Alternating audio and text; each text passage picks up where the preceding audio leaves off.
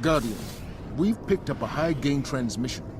Origin point is somewhere along the coast, near the Cosmodrome.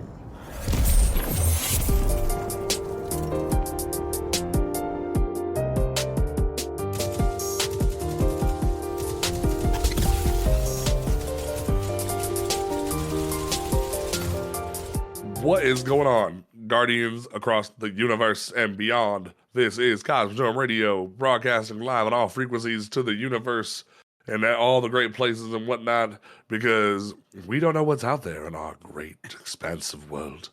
This is the show all about Destiny 2 and all the great things about it. Don't forget that you can follow this podcast on Apple Podcasts, Google Podcasts, Spotify, YouTube, all those great places if you need to know what's going on.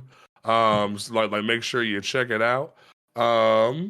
If you can follow us over on Twitter at Cosmodrome Radio, make sure you do that. We also have the merch store, shop.cosmodromeradio.com. We still have the Crota shirt up. Crota shirt is live. Pride merch is still live. We got the main merch still going on for you folks. So make sure you pop those different designs. They are amazing. All that money goes into the next merch drop. So make sure that you support. That way you can do a Christmas. I'm planning a Christmas drop. We were gonna do a Halloween drop, but it was like, if all the spider costumes would have won, I'd have been down for it. But the Beetle being the Warlock, not feeling it. I'm not feeling it. So we'll have to revisit it around Christmas and see how we doing and whatnot. All right, folks. My name is Panda the Paladin. To my right, because we're not doing a mobile show this week. To my right, apparently he has a cat. Cajun, freshly shaven. How you doing, buddy? I'm doing good, man. Doing good. I had to say, this week has been quite interesting on so many levels. And yes, my oldest cat, Morton, has decided to join the podcast today. I don't know why he's being needy when he's got food and water, but all right. I mean, it'd be like that. All right, and then below me we have the president of the Zivu Wrath fan club. Zivu's fan club got a little rowdy this week. After she was Zivu banished. got knocked down a pig. Yeah, she got knocked around a little bit. Look, I understand you guys are a little jealous. Y'all weren't invited to the Ascended Realm like Diva, but that's okay. Oh my god! Oh, apparently her invite got rescinded. Look, it's okay. I'll be at the War Moon. You guys do your thing. Hey, everybody. All right. And then we have the owner of a brand new controller. Hopefully she can start dropping wells at the appropriate time now. We shall see the next time we take her into a Crota. We'll see. The Tower Mom, how you doing? I'm all right, Panda. And yes, I will be able to freaking drop wells now appropriately. Thank God. Alrighty. And then we have our special guest, the connoisseur of the beverages, the Sherpa in the league of his own. BoundEffigy, how you doing, buddy? Tell the people who you are and what you do and whatnot. Hey guys, thank you for having me. I am BoundEffigy, your favorite Destiny bartender. All right, cool. Like, do you enjoy? What do you like to do? Enjoy? What do you like? What is your main focus when it comes to this game that you want to leave people with? So I have two sides of a coin. I'm a dad and I'm a father and a veteran. So I like to help people and I like to give back. So that's why we do the Drunk Sherpa raids every Saturday, 6 p.m. till I pass out from drunken stupor or I'm hiccuping during Gambit games. I promise you that has happened live more than once. And then the other side of me is when I'm playing offline with my buddies, I get very competitive. We do day one raid contests. Nice. We do low mans, things like that. Conqueror 10x, Gambit 10x, Dredgen 10x, freaking Deadeye 8 because they started that one late. You make me feel bad. I just said Conqueror 6. You're making me feel bad. Don't feel bad. It's an addiction, and I made poor life decisions. Oh, most definitely. I will say that the new Battleground Moon was very testing. Like I had to put on Ursa Furiosa just to get it done. It was very intriguing. Yep. So yes. That was definitely an interesting battleground. So like if anyone doesn't actually complete that battleground this week, you're totally fine. It was definitely going to be a challenge. Like we're going to see the LFG stacked next week for that whole GM. It's gonna be nutty. Oh, for sure. Mm-hmm. Oh, okay. So like, about what is your like, what is your like, fresh out the grave story, as I like to call it? What got you into Destiny? So I was actually deployed in Korea at the time. I got to play the beta, and then Heyo! yeah, I got to play the beta, and I played a little bit after that when it first kicked off in September or shortly after that. But then I had to go do WLC, which is a leadership course for the army. Mhm. And then when I came back, it was already like months into the game. So me and my wife picked it up, and we were trapped in Itaewon in a hotel waiting to ship home. Oh wow. And we had picked up Destiny. So I got into Destiny. The wife got into Destiny. She mained Titan. I don't hold that against her. I mained Hunter, and we had a great time. And we played heart. almost all of Destiny 1 until I flipped over to cyber. I flipped over to cybersecurity. It was a big deal in the military in 2017. So I had to do a lot of training that took me out of the game. I took a break from Destiny, and then I came back. I was back for Forsaken, and I left pretty much after Cade died, and then I came back during Season of Arrivals. So I have taken breaks before. I know how to put the controller or the mouse and keyboard down from time to time.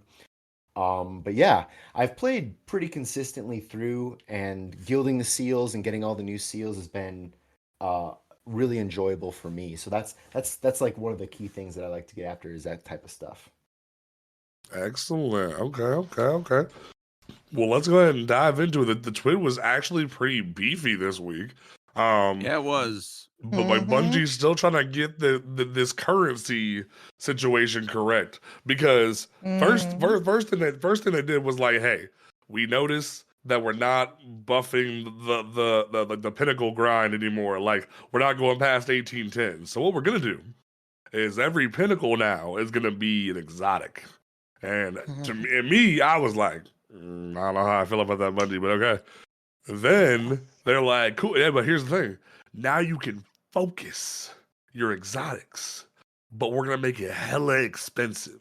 It's gonna cost like ascendant shards and ciphers and things of that nature. And it was like, okay, Bungie, very interesting.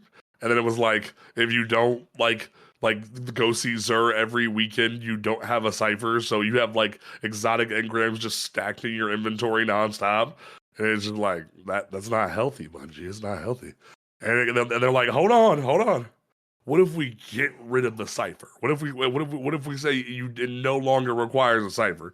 And I'm like, why didn't you just give us more avenues to get the cipher, Bungie? Like, Here's my kicker with the whole cipher bit. See, with locking it down to freaking Xur, it's not a bad thing, okay? Because you can pick up the quest every freaking weekend. Here's the issue is that if you don't complete it within that weekend, if you don't complete that quest, which requires 21 progress. So for the most part, that's one hero nightfall. So that's 21 hero nightfalls. So in GM terms, that's roughly 2. Now, if you do the exotic mission rotator, that's 4 for just 1 on normal, and I think it's 8 on legendary. I could be wrong on those numbers, but you have to crank that out in the weekend. So that's from Friday at reset all the way to Tuesday at reset, provided they don't do a patch. So it's doable, but that's a lot of heavy grinding on the weekend to have to get that done. And if you don't, well, then you've got the rest of the week. But when the next Friday turns around and you go to turn it in, you can't pick the quest back up. Yep. So that means you have to wait another week to get the quest.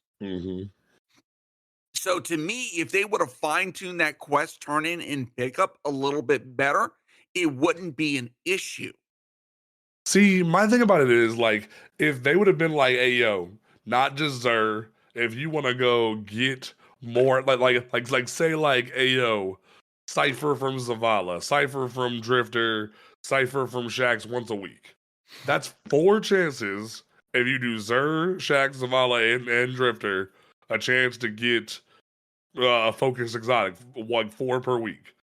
Yeah. Like just put like make it a quest for them, like play a certain amount of Gambit or whatever the hell, like make it be with them specifically. And if you do that, that's fine. But the fact that they just abandon the cipher, it lessens the like need for the cipher, and it's like like you're devaluing your currencies rather than giving the currencies the equity and giving them the accessibility to your community. And it's like that's not the right call, Bungie. What do you? I don't because because basically what they're doing to help out with the focusing now is if you just want to pick a random exotic from like Red War or like Curse of Osiris or Forsaken or Shadowkeep, etc., you can do 30,000 Glimmer and 10 Enhancement Prisms.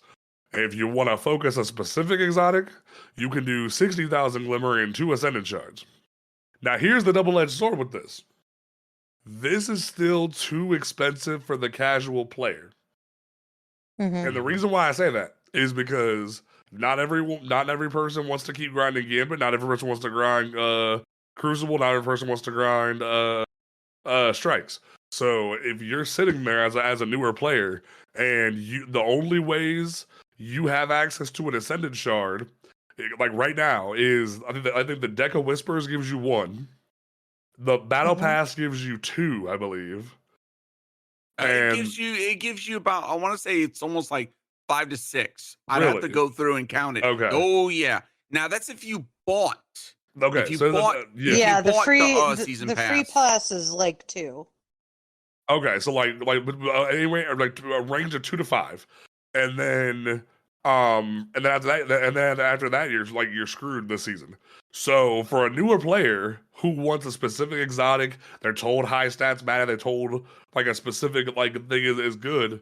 They're kind of just like out of luck in terms of that once they like expend their resources, and especially unless they're going into like Legend and Master Nightfalls, because prisms are very hard to get unless you grind a specific vendor and like or do Nightfall specifically.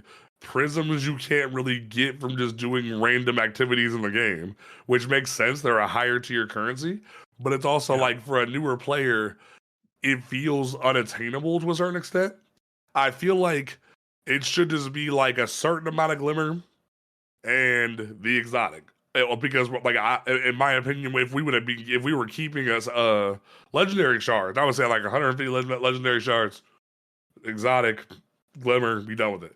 But because I'm still of the opinion we shouldn't be deprecating legendary shards, but Bungie don't want to listen to me. But Bound, how do you feel about the changes they're making here? So this might come as a shock after everything I've said. I don't play enough that I haven't really gone after the exotics that I would like better rolls of. I haven't done that because it's been very expensive, like you guys have said. So I haven't really. I'll do a lost sector every once in a while if there's a seasonal challenge for it, things like that. I'll get after it, and I'll make sure I have my mods on appropriately in hopes I get something of value. But I haven't focused too much at Master Raoul because it's so incredibly expensive. With these changes, I am now leaning more towards I might actually consider doing it. With the loss of legendary stars, with the loss of the exotic cipher, I might actually consider doing it because to me it's much more affordable. As it stands right now, I've done it maybe 2-3 times tops for only to replace garbage rolls of my favorite exotics. That's it. And this is someone who farms GMs constantly and is not worried about the cost. Right. It seems too Right. much to me. So this will definitely be a good change in my opinion. Okay. Fair enough. Okay. I was like, David, do you want to be the dissenting opinion and let them be there with me? Because like I think to a certain extent it's still too expensive. But like, how you So feeling? I'll play devil's advocate here, so that Panda's not alone. I'll be his fellow contrary. Yes. Although I do think it is a good idea because it allows new players to have a chance. Because like the resources that veteran players have stacked up over the course of years is really hard for Bungie to like deplete in a meaningful way, because I legitimately just sit on top of like exotic engrams and then wait for it to fill up so that I can go do a legendary lost sector and then fill up my postmaster with exotic engrams, so I don't have to do that next season. But that's just poor old Diva. But that being said, what Panda said is a fair assessment. Like, if you're just gonna like keep getting rid of currencies because you can't figure out a way to make them useful, then all you like, no matter what you do, you're gonna end up constantly changing everything. Like, so say that now everything's gonna be done with Glimmer, but the amount of stuff that you have to buy, nobody's truthfully gonna have enough Glimmer on hand exactly at any one time to do the stuff that people need to do on a weekly basis, like picking up weapons from Banshee, buying or turning in exotic engrams to Raoul, picking up your different bounties and all this other stuff, buying stuff from Zerg. Like 250,000 Glimmer is not enough Glimmer to do all of those things. Plus, focus farm stuff from like all the seasonal vendors. Focus farm like weapons from Shax, Drifter, Zavala. Like, you're gonna burn through so much Glimmer.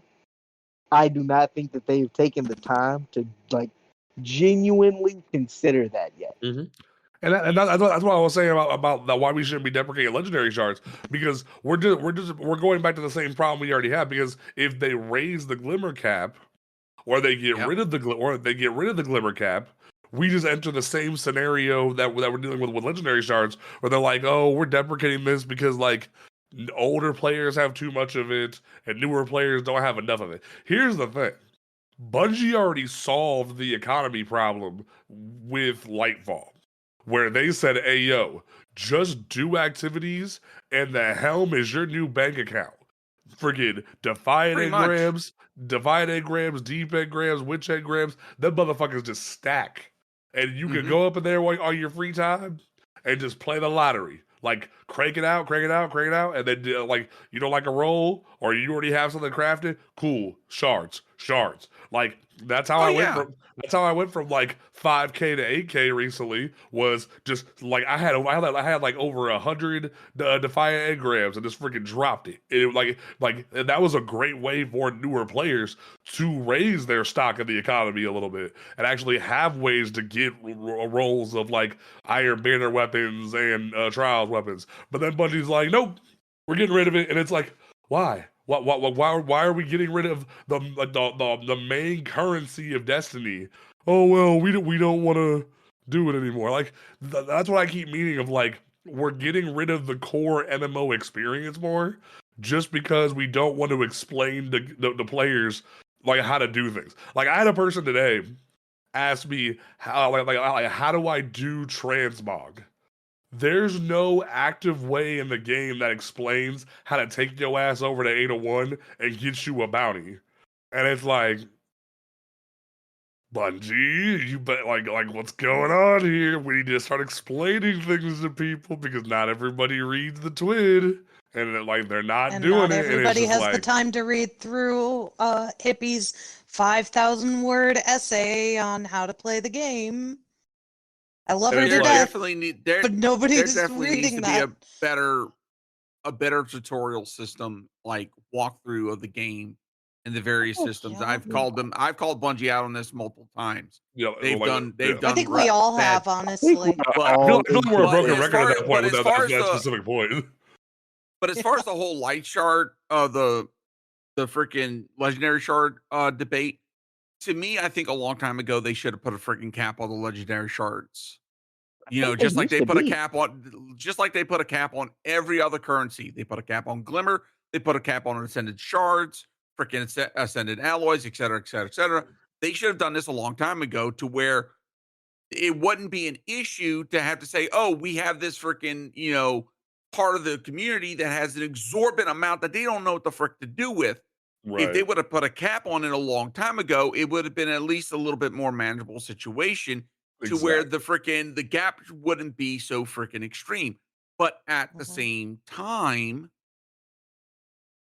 it's like you said, the resources, the availability to get legendary shards is there.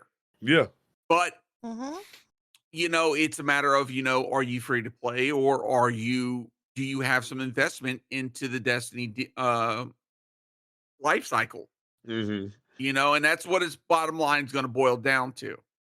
And literally that to a T. And like recently we had the experience in the clan where we had someone who was like hardcore free to play for the like a good solid 2 months, where like they had no DLCs, no nothing, and they were just hardcore free to play. And we watched that experience kind of unfold of like, they couldn't really do certain content with us. They couldn't do Ron. They couldn't do like any of the paid raids. And they felt excluded because Bungie is just like, sorry, you can't do it unless you pay the toll. And it's like, I understand why it sucks to a certain extent.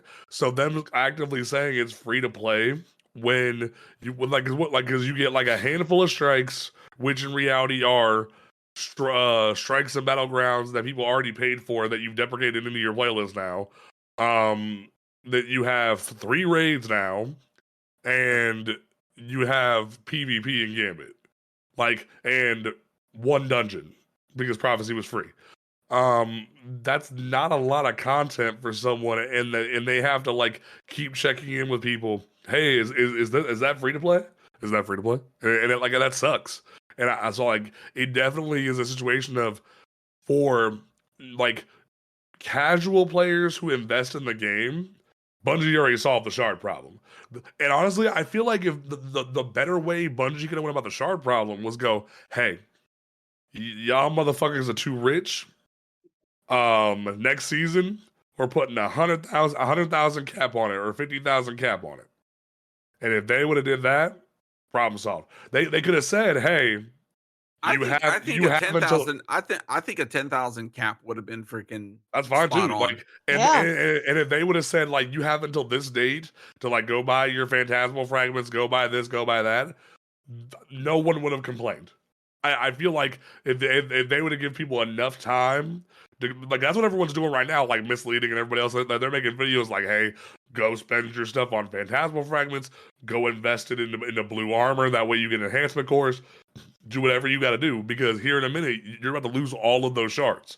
And I feel so bad for the casual Destiny player that doesn't read the TWID, and then come next season all their shards are gone, and they're gonna be like, well, what's going on? Hold on. Next season. It's not happening next season. Next season. It's happening. Right. Next It's happening with Final Shape. Okay. Right. Next season is going to be the cost. Like, when you go to do stuff, the cost of using legendary shards is going to be removed. So basically, people are going to be bankrolling legendary shards like nobody's business next season. But come Final Shape, shards are going to go poof. And it's like it's going to be a similar phenomenon that we had with Lightfall, where they said, hey, brand new mod system, and people who didn't read the TWID and whatnot woke up on the day of Lightfall. Even if you didn't buy Lightfall, you woke up to a new update where all your mods were different, or if you were a casual player, all your mods were not unlocked, and it was like, what? And that was just nutty. So I think if Bungie's gonna roll this system into Final Shape, we need to start communicating more than just the TWID. We gotta, because it's gonna start biting them in the ass. They need to start pushing the TWID into the freaking game. Like, they need to freaking sit there and say, hey, just released this week in Destiny. But I'm gonna also say this about the MMO sphere, in the gaming sphere. There's a good portion of those gamers, they don't go looking for that information. True. And even when you say, hey, they release this information on a weekly basis, they still won't go looking for it. Okay? Because they're going to do the bare minimum. That is very fair. To a certain extent, you are right about that. So until something happens, they're not going to be like, What's going on? What's the latest? They're going to wait until it happens, and they're going to be like, what happened? What happened? They announced this shit, and you're just like, they announced this freaking over a month ago. Where you been? Right. So, like, to a certain extent, it goes back to what we said about, like, playing the game to a certain extent, where it's like, you have to invest time. It's not get good, it's you have to invest time to be on a certain level. So it's a double-edged sword. We definitely will give Bungie like a little bit of crap, like, hey, you could do a lot better off. Like, straight up, Bungie could pay Asdacross to release a video every freaking week of the TWID if they wanted to. The man reads they could the do that for TWID. Dado. I mean, Like freaking take your pick. You got you got so many content creators out there. Shit, freaking hire Bife. Like literally just anybody at this point, like any creator, you could pay them to read it and then go, hey, this MP3 file, we're gonna import into the game, transmog the voice a little bit, and be like, this is Jisoo Colorado reading the TWID or some shit, and be done with it. And like it would solve so many problems for the community because not everyone likes to read. Granted, does that hurt my heart because reading is fundamental, yes. But like not everyone likes to read. So I was like, Matt, you got any final thoughts on this? Because I don't know, like I feel like you're just like silently like going there, like sipping your liquid death. And I want to make sure you still get a word in. I like to pretend like I like to read, but I know deep down I do not like to read. I do audiobooks for 90% of the thing, and I have to like speed read the TWIDs when I know there's something good in there, but I know that I have to do it, so I force myself to do it. Gotcha. I will say this though, with the legendary shard point, as someone who was a returning player briefly, and the disparity gap between myself and the continuing players, then with their 25, 50k legendary shards and me with like 1,000, if that, and then I had to work up to like the 8k like you that I have now. Mm-hmm. I'm actually not that butthurt that it's going away. However, there needs to be a raise in other currency, especially Glimmer. The 250 cap needs to go up, and that's the number one point. Because legendary shards, I feel, was this awkward. It's this weird. It's like they reinvented change, is what they did. Glimmer is pennies, and legendary shards is daggone quarters or like a 50-cent mark. And then we get up into the bigger stuff. You get the enhancement cores. You got a couple of dollars. You got the prisms. All right, you got $5, maybe tenner. And then you got the exotic pieces. You got the golf ball, and now you got the weapon golf ball, and varieties of 50 and 100s. And like, there's too much going on. And I pretend like I'm a Titan main sometimes, so I speak for Titan mains. That's just too much. As a Titan main, I'm a little butthurt about that, but I What, you don't get down with the crayons? See, I don't subscribe to the old classic barbarian myth of Titans that all we do is punch. I'm a sophisticated brother. I'm the Zavala in the room that actually that actually like knows what he's doing but knows how to punch a motherfucker. Like that, like that's how I am. Barbarian sorcerer. You know when to punch and when not to punch. Exactly. That is a great way to put it, because we had a Titan main find out real quick in the Lightblade GM yesterday that you can't just walk around and punch stuff and find out. And once he finally started to calm down and get it, he was a breeze. Shout out to Shio, because once he finally got it, it was amazing.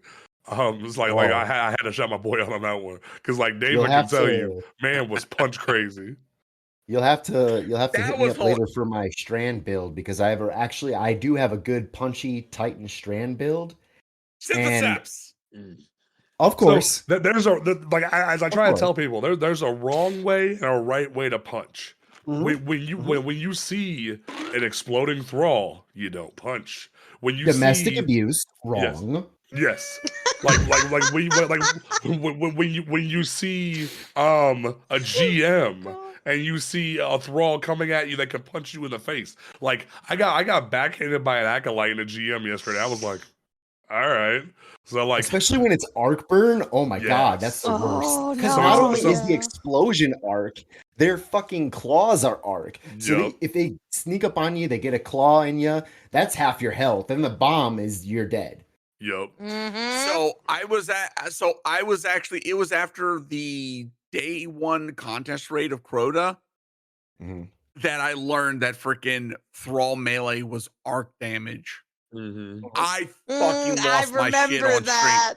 stream. See, I just put on melee damage resistance and just kept moving, and like that's why it's always so funny with like people who don't run 100 resilience in Destiny, because we'll be going through teaching people Crota, and I'll be like, Herpeter, like walking through the lanterns, not having no problems, and then you see someone get clawed to death by a thrall, and you're like, how'd that happen? And it's like, and then you got people like me who run 100 plus resilience and still die to the freaking thrall.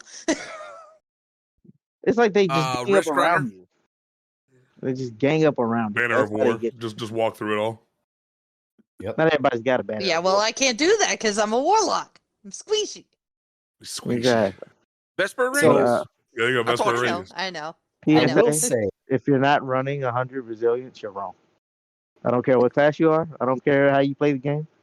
100 resilience in PvE at all times. No other stat matters. What were you gonna say, Bound? Oh, I was just gonna say, I do my best to understand all three classes so I can be a part of each of the communities. Exactly. I joke that I try to perfectly split, and this is on record on my TikToks, 33%, almost with plus or minus 3 is set 33%. And I had a weird season last season because I did the solo run of Ghosts of the Deeps finally. So I had my Titan was a lot higher than normal, it was at 37, but I always try to keep it in there. And he's right about the resilience, but there are definitely subclasses, I should say, not classes, subclasses that are far more dominant right now in the current meta for each of the classes than some of the other subclasses. Void Hunter's still good. Arc Hunter's still good. Solar Hunter kind of Solar Hunter needs some love. Solar Hunter needs some love. Yeah. Especially considering that we're getting Yas freaking nerfed on both PvP and the PvE side. Yeah, I'm still freaking salty as F about that. That's a great segue. That's a great segue. Yeah. So, into the mid-season armor weapons preview. So, Bungie, we gotta talk. Because I was already upset, but now you try to just dig salt into the wound, and now I'm not okay. Because as we already knew from the previous TWID that they had announced the nerf to Antaeus wards, we know that they're making reflective vents also cost your class ability similar to Juggernaut. Now, they're also making it so it no longer provides an improved slide either. Why? And because Astrocross just made a video about this last week. There is a fine line between introducing a nerf and taking away what the exotic stands for, what the exotic is supposed to be an exotic for. The whole point of the Greek myth of Antaeus is that when he is closer to the ground, he is invincible. So you're saying the only advantage now you have is you have your normal slide and you're invincible in your normal slide if you have your class ability. And you're it feels like we're going back to D1 exotics where the exotics aren't really that exotic anymore. And especially because you're making them be normal currency and they drop every 5 seconds from activities, they're not really good anymore. And I understand that the PvP community got rabid as hell about an exotic that in reality this is an RPG. You were fine. You just didn't like that you couldn't just go pew pew in your Space Call of Duty when it's not Space Call of Duty. We've had that conversation. But the fact that we had to deal with all that backlash and now you're now we're getting rid of the improved slide too, that feels too much in my opinion. And it feels like we're taking away the fun, the fantasy out of these exotics because the people who want Space Call of Duty complain too much. And that's what bothers me a lot. And it kind of goes the same thing with the spy nerf, because Bungie is doubling down and trying to explain the spy nerf, where they're like, these changes to spine targeted 2 aspects of the exotic we felt causing issues. First, we want to bring its total bonus grenade energy more in line with other solar ability exotics like Athra's Embrace and Caliban's Hand. Second, we want to make sure it's easier to counter the enhanced trip mine in PvP. But then they don't say anything about PvE, and they're just like, meh. And it's just like, what are you doing? Why aren't you separating the sandbox? Why aren't you allowing this to thrive in the environment where it can thrive? You're just pulling the whole switch down and going, we don't care. PvP people complained, so we're gonna pull this giant switch. And it's like, you did it for Omni. You split the you split the sandboxes for Omni Oculus. You know you can split the sandboxes. Why don't you do that? And it's very weird that they're just like, we don't care. So so go ahead, Cage. I want to hear, like, I kind of ran it for you, but go ahead. No, you're freaking right on the money. And look, I'm gonna be flat out honest. Freaking what they did with freaking Yas, look, I kind of agreed with what they did with freaking Stompies. I felt like that was a needed nerf. It wasn't. And everyone's gonna have opinion. But then it felt like, after freaking the community got their requested, nerf on freaking Stompies, then everything went to Antaeus. And then when the hunter community started going, okay, well, we're gonna start running around with Yas. Now it's like, to me, it's like Bungie is going from freaking, okay, we're going to do these slight adjustments to freaking things, to now we're going to knee-jerk fucking reactions. It's like, okay, Bungie, you used to do this before and you got called out for this. It's like, you need to stop. Stop it before you get freaking too hard.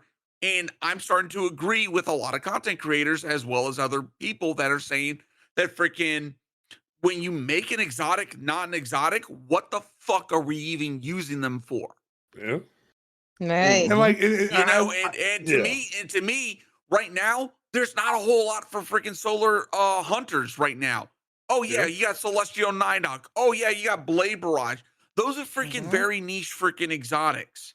And even Yas was a niche exotic, and now you're nerfing it to the ground on both the PvE and the PvP front. It's like, Bungie, rein this shit in. Seriously.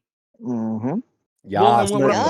I'll take it a step further. The community has just as much a responsibility for this as Bungie does. Because the big reason why Bungie did a lot of these nerfs was because the community called for them, like they were calling for French politicians' head during the revolution. Right. God damn it. And so it was not wrong. A lot of players being like, I'm losing to this and it's frustrating me. So instead of learning how to not lose to it, Bungie make people not use it anymore. Which is the reason why I say Stompies are not that big of a problem. Well, Stompies become a problem because hunters don't have anything else to use. Right. So people fall back on it because it's reliable. And if you gave hunters other things to use, they would use it. But because people keep calling for everything that frustrates them to get nerfed, nobody ever has anything fun. So they fall back on easy to use exotics. Here's what the problem though with Yas was, like, for young correspondent. Here's what the issue was about it. If someone chucked a trip mine, not only would you have almost no time to react to it, but it would explode, take you to 20% health, and then would tick damage you. So it kind of fell in the same line of Le Monarch, where the burn damage was too much. So it was all you needed, and on top of that, it gave you almost your entire grenade back for causing that much damage, because it was based off of damage, not kills. So it very much was a situation of, you have almost another trip mine immediately. And granted, it kind of countered barricades, because everyone said, oh my god, barricades, we don't like barricades. And it's like, barricades are part of the Titan kit. They're part of the RPG experience. But they slow down gameplay. Oh my god. That's kind of the point. That's what they're supposed to do, and they didn't want to listen. So it's like Spine kind of countered that. I think the issue with it was they needed to tune down how much grenade energy it gave you back, because if someone ran a hunter discipline and Spine, it's just trip mines all day and night. If they would have just turned down the damage a little bit, it could have been, or either turn down the damage or turn down how much like damage per ability regen and back. That would have solved the problem to where it could still be meta and not be nerfed into the ground. But Bungie was like, nah, we're gonna make it off of kills. And it's like, so does that mean you're buffing the grenade? That way it can kill people on shot? Because if that's the case, that's even gonna be worse in the long run for a lot of people. And on top of that, now you're saying now we're gonna make this nerf at PvE as well, and not care about PvE. And to David's point, if you take away things for hunters to do, we saw it with renewal grasps. But granted, renewal grasps have gone back to normal to what they originally were, but it's too little, too late for a lot of people. And the same thing here with freaking Spine. They're just taking it with his different tools, and Bungie's like, hey, we did this to sort of force people to use different things like Caliban's hand and Athra's embrace, but like, let's be real here, your proximity knife technically does the same thing as if you wear Caliban's hand, it does the same thing as Yas for your knife rather than your grenade, but your proximity knife doesn't do half as much damage as a trip mine would. So you're not getting the same amount of knife energy back and not being a benefit to your team with Caliban's hand. So this explanation of like, we wanted to sort of line it up more with that, it's like, but you didn't. How about just buff the proximity knife a little bit? That way people have a reason to run Caliban's hand. And then for Athra's embrace, it's based off the weighted knife and just gives it a second bounce. But it's like, why not make it so instead of a bounce effect, it has more of like a tracking effect? That way it gives people a reason to use it rather than like only used for like trick shot players. And to this day, nobody knows that Athra's Embrace makes your weighted knife stun unstoppable champions. If people knew that, it would give hunters another thing in their kit. But nobody knows that. It's freaking hilarious. I'm gonna tell you right now. I'm gonna tell you right now. Right. If Bungie gave the knife tracking, you'd have the same amount of freaking players coming after that, screaming, "Oh, it's just a hunter freaking Jotun." Yeah, that's fair. I think I'm more advocating for if Bungie's gonna make a move like that where they change things, they need to give more of an explanation and not just be like nerf and not like the sort of like answer they gave really didn't make a whole lot of sense in the grand scheme of things. So I feel like they need to give more justification and also explain why they're letting this affect PvE for no reason. I'm going to say the quiet part loud. It's because Lorelei's was idiot-proof. Any person could throw on Lorelei's and instantly have a drastic advantage in PvP. And it was drastic that we saw one of the easiest weekends to go flawless for more entry-level players in trials. One of the easiest weekends to go flawless was the weekend that Lorelei's really became a thing in PvP.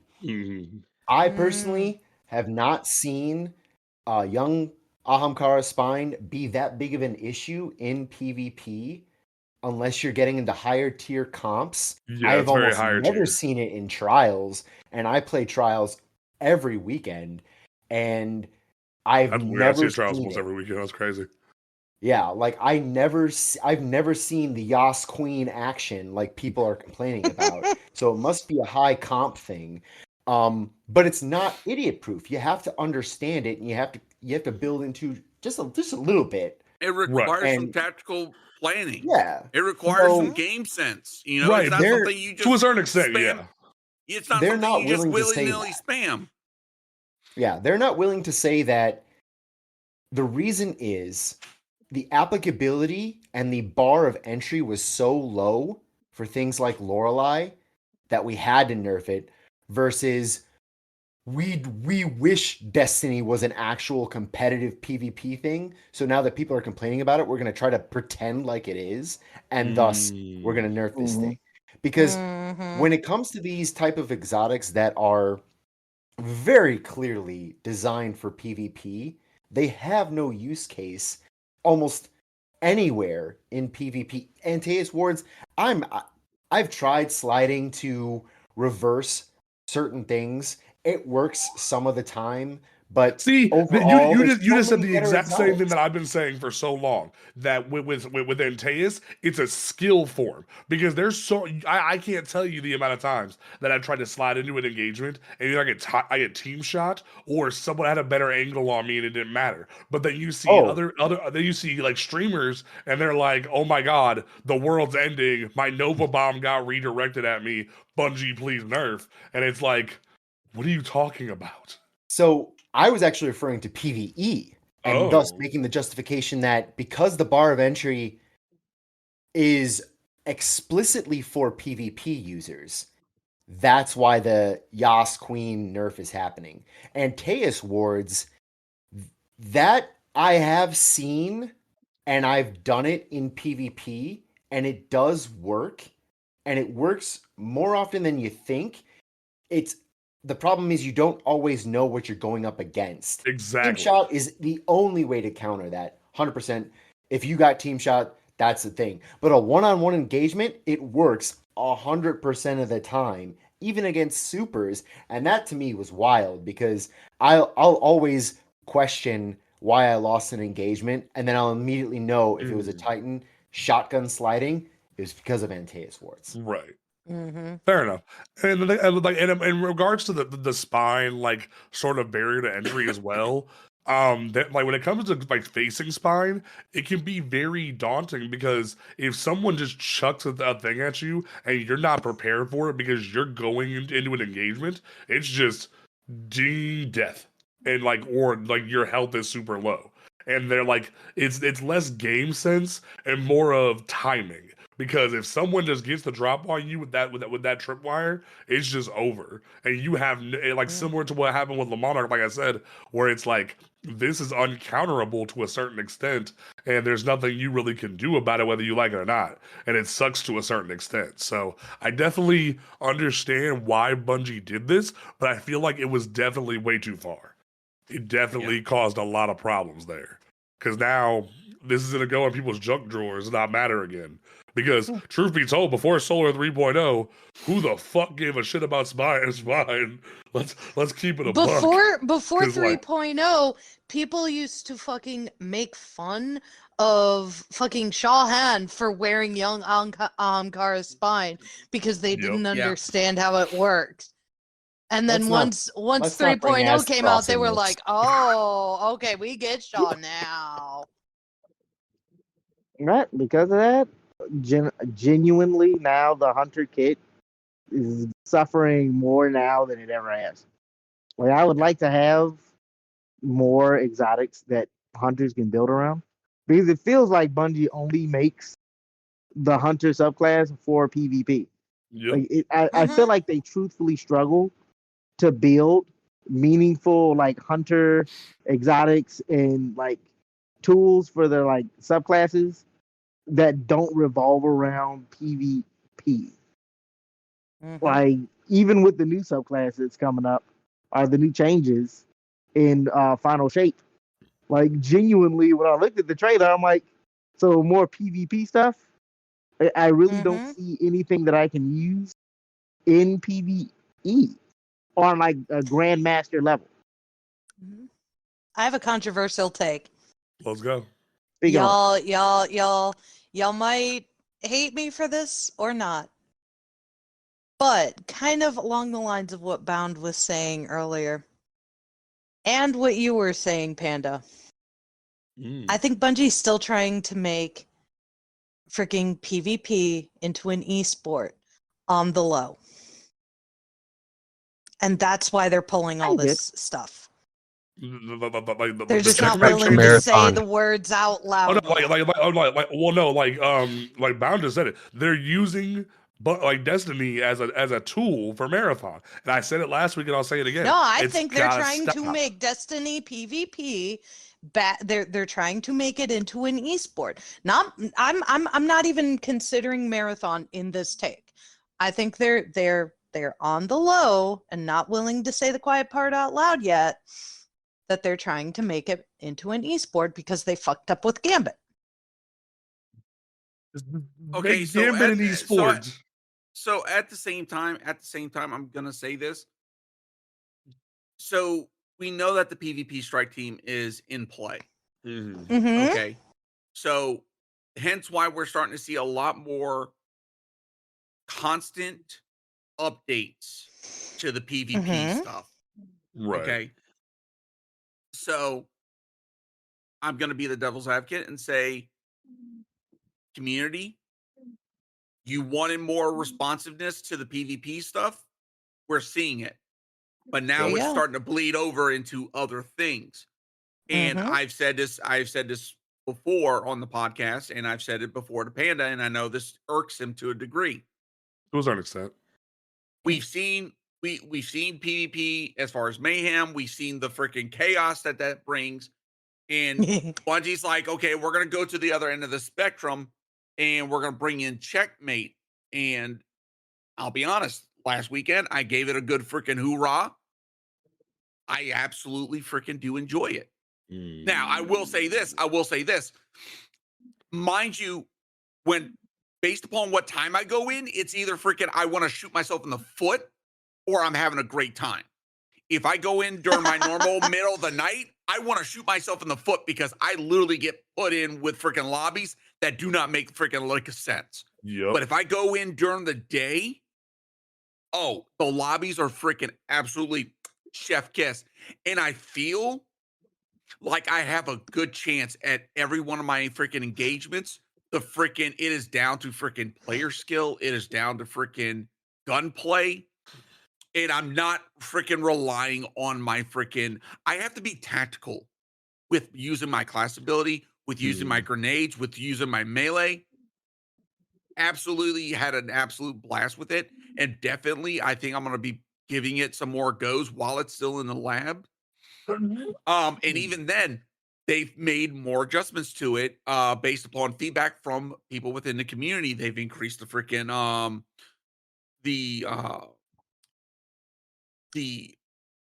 Was it the Double ammo grip. rate? not the ammo rate, but the freaking they reduced the amount of heavy ammo. The time that heavy ammo spawns. I freaking love that. And the freaking capture points, they increased that to where the matches last a little bit longer, which was a common complaint that a lot of people had, that the matches felt too short. Mhm. Outside of that, a lot of the feedback and things that we're seeing on the PvP front, this is the strike team in effect.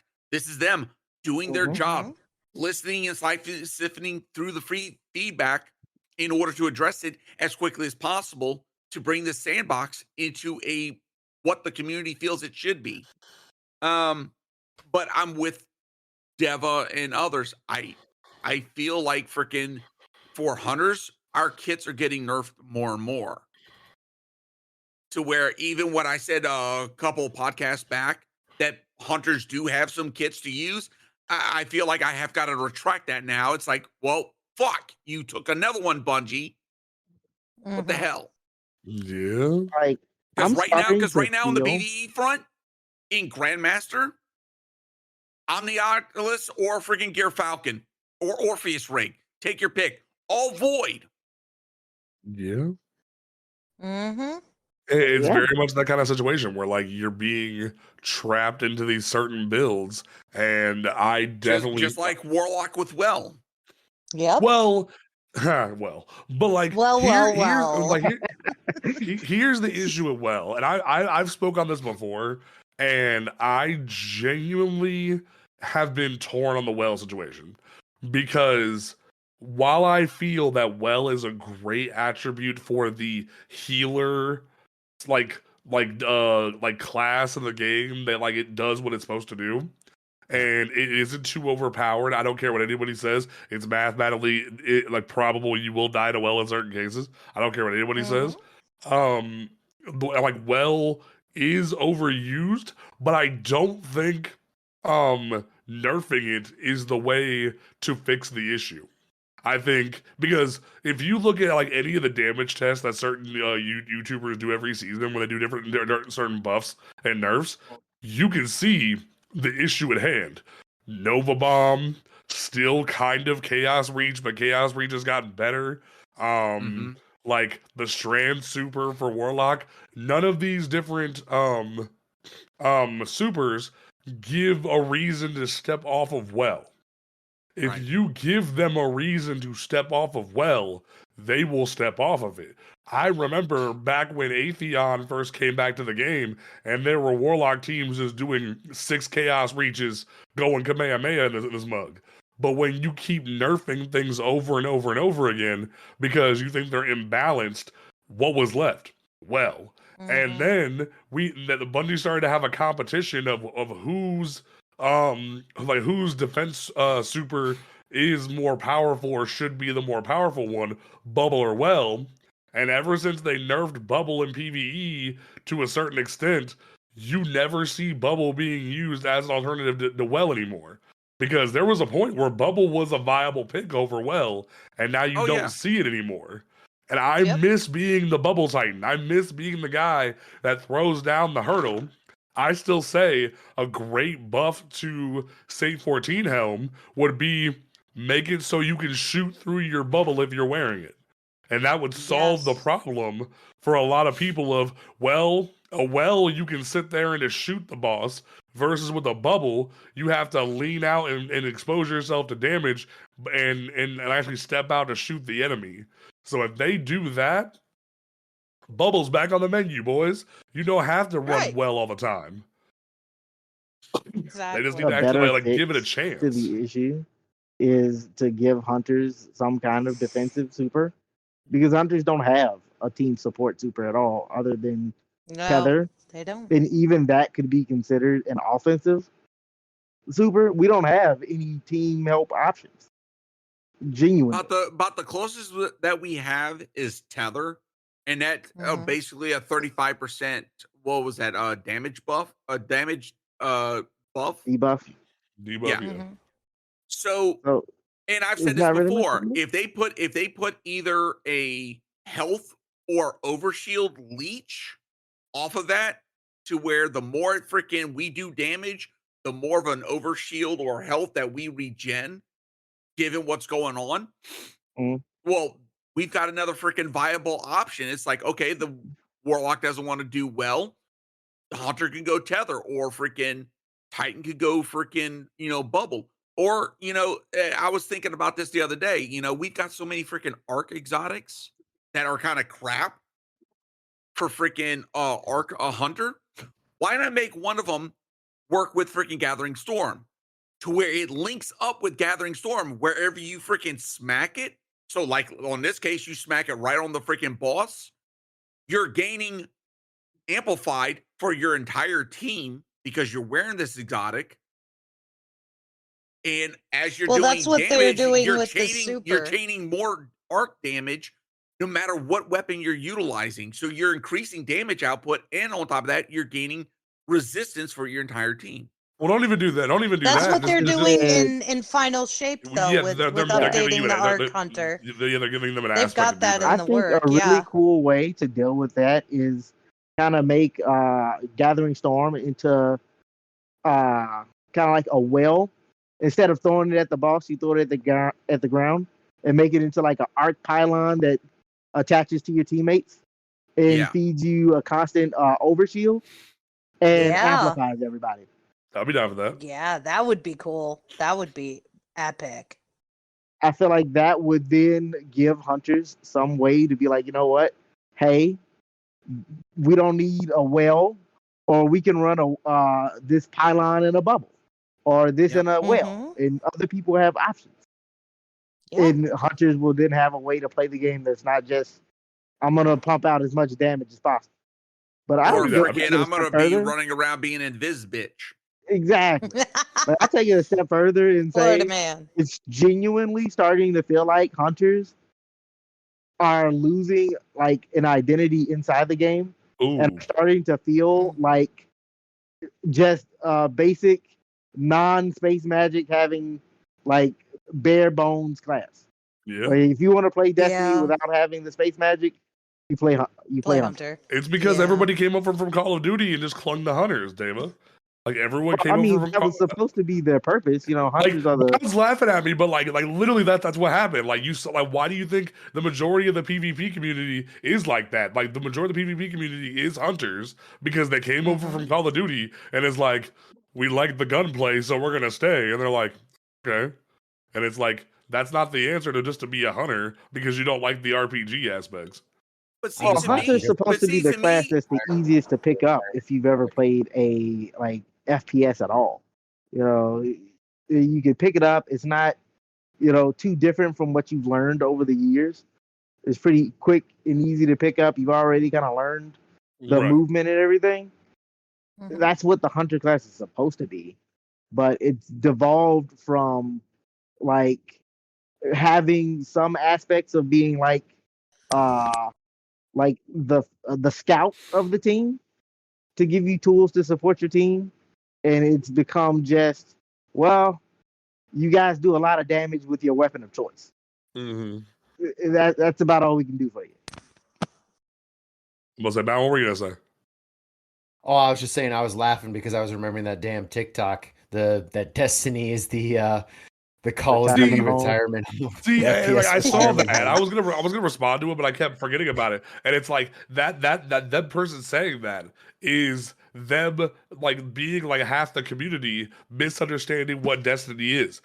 Bungie has been very clear about what Destiny is since it came out. It's a looter shooter MMORPG with FPS elements. They've been very firm on that, and yet people are like, "But it's an FPS," and it's like, so.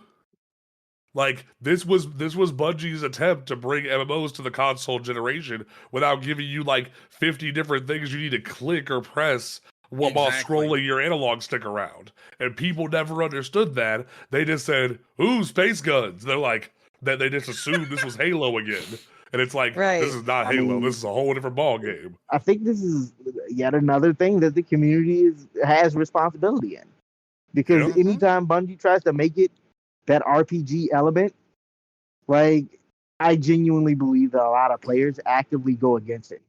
Yeah. Like, Yeah. I will forever be salty about Thruster because I feel like Thruster has effectively made the Hunter class irrelevant. Because like Don't hurt my thrusters, David. Don't hit my the reason I thrusters. say this is because like dodging is the Hunter class's thing, right? That's our class ability. But it seems like everybody's got a dodge now, and there was supposed to be this class envy thing that was supposed to kick in, but now everybody's got a taste of what it is to be a hunter. So why play hunter if everybody's got a Or the dodge? slide melee. That's everyone has a slide melee. That's basically a dodge. Exactly. Everybody's Yeah. got something, but hunters are relegated to. Well, can we get the Twilight Garrison? Nah, because that's the Titan thing, and Ikdash is a Warlock thing. So you can't have that. Can we get some support? Can I get something like what is it, Necrotic Grips or something? Nah, because that's a Warlock thing. It's like, well, shit. What the fuck can I have? Like, can I get some space magic, sir? I'm out here like that old meme. Porridge, please. Yeah, Can I please have some space magic, please, sir? sir, can I have some space magic? I was like, goddamn. But genuinely, I do think that like Titans needed something like Thruster. I was the biggest supporter of it. It just kind of made me a little salty. I'm like, well, shit. You a biggest supporter, and now you salty about it. Like, I'm salty because it feels like the hunter class is now irrelevant. It serves no purpose. Like, why play hunter when you can be a hunter version of every other class? Like, hell, one of the best hunter exotics for a long time for me was Dragon Shadow. But Yeah. why you need a Dragon Shadow when you got Rain of Fire, which is arguably better? Like, what are we doing here? Like, Warlock's Deva? Hunter way better than Hunter. No, keep You going, got- keep going. It's fine. No, I think. Oh shit. Okay, never mind. No, never just mind. refresh it. I fixed it. Yeah, like Because no, I got it's the not like for coming some up. reason. What the hell? that's Hold correct. on. Like for Stream freaking died. OBS died randomly, and it's not like going live again. I gotta figure out why. Like literally, Yeah. OBS just like stopped working. I didn't want And to I stop don't you know in the why. middle of your point, my Dava, but rant. like because the stream died, I want to Well, no, make I wanted, sure I that wanted you to like keep going. That way, we can still keep recording and just hop back in and catch people up. Like once when we're good. But like, I don't know Yeah. what happened. Where like, because it says on my screen that I'm live, but like, I don't know what's going on. Twitch there says we Okay, go. There we go. now it's live. Now it's live. Okay, cool. yeah, now it's back. So, like, yeah, my point being is that, like, okay, every class, hunters better than hunters on every class, but hunters. So if you don't were an roll advocate for anymore. the thruster, what would you have suggested? Is like as an alternative. So my alternative was I've always been a big fan of like tools that provide utility, right? So for me, the big suggestion I had was back in like Black Ops 3, there was a character named Prophet, Yeah. and he had the ability to like leave a thing on the floor that he could teleport back to later if he needed it. Oh, so you want pre-rework Sombra is what you want. That, but I feel like that would be a cool thing for Titans. Which who's have, salty like, about a Sombra's rally rework? point. Because I'm a little salty. Oh man, don't get me wrong. Don't get me started. But like I felt like Titans could have had like a really cool thing where they put down a barrier because a lot of people were arguing that there was no point for the barrier. I was like, well, yeah, you can just use it as like a rally point. Put it on a place, and if the point gets attacked and the Titan is away, poof, there he is. He's right back to it. And he's fucking people's day up. But it could also be something that if he gets in a hairy situation, poof, he's out of it. Yep. But it requires a little bit of thought. But it's a tool that can be used in multiple different ways. Most it requires a little bit of skill. But people were like, no, we want a hunter dodge. And now you just got diet hunter dodge? Yes.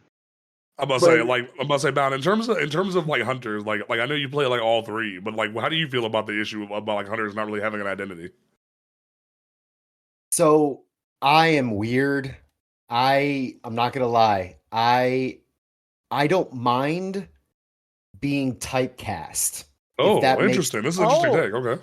So I don't mind metas as long as the meta itself is fun.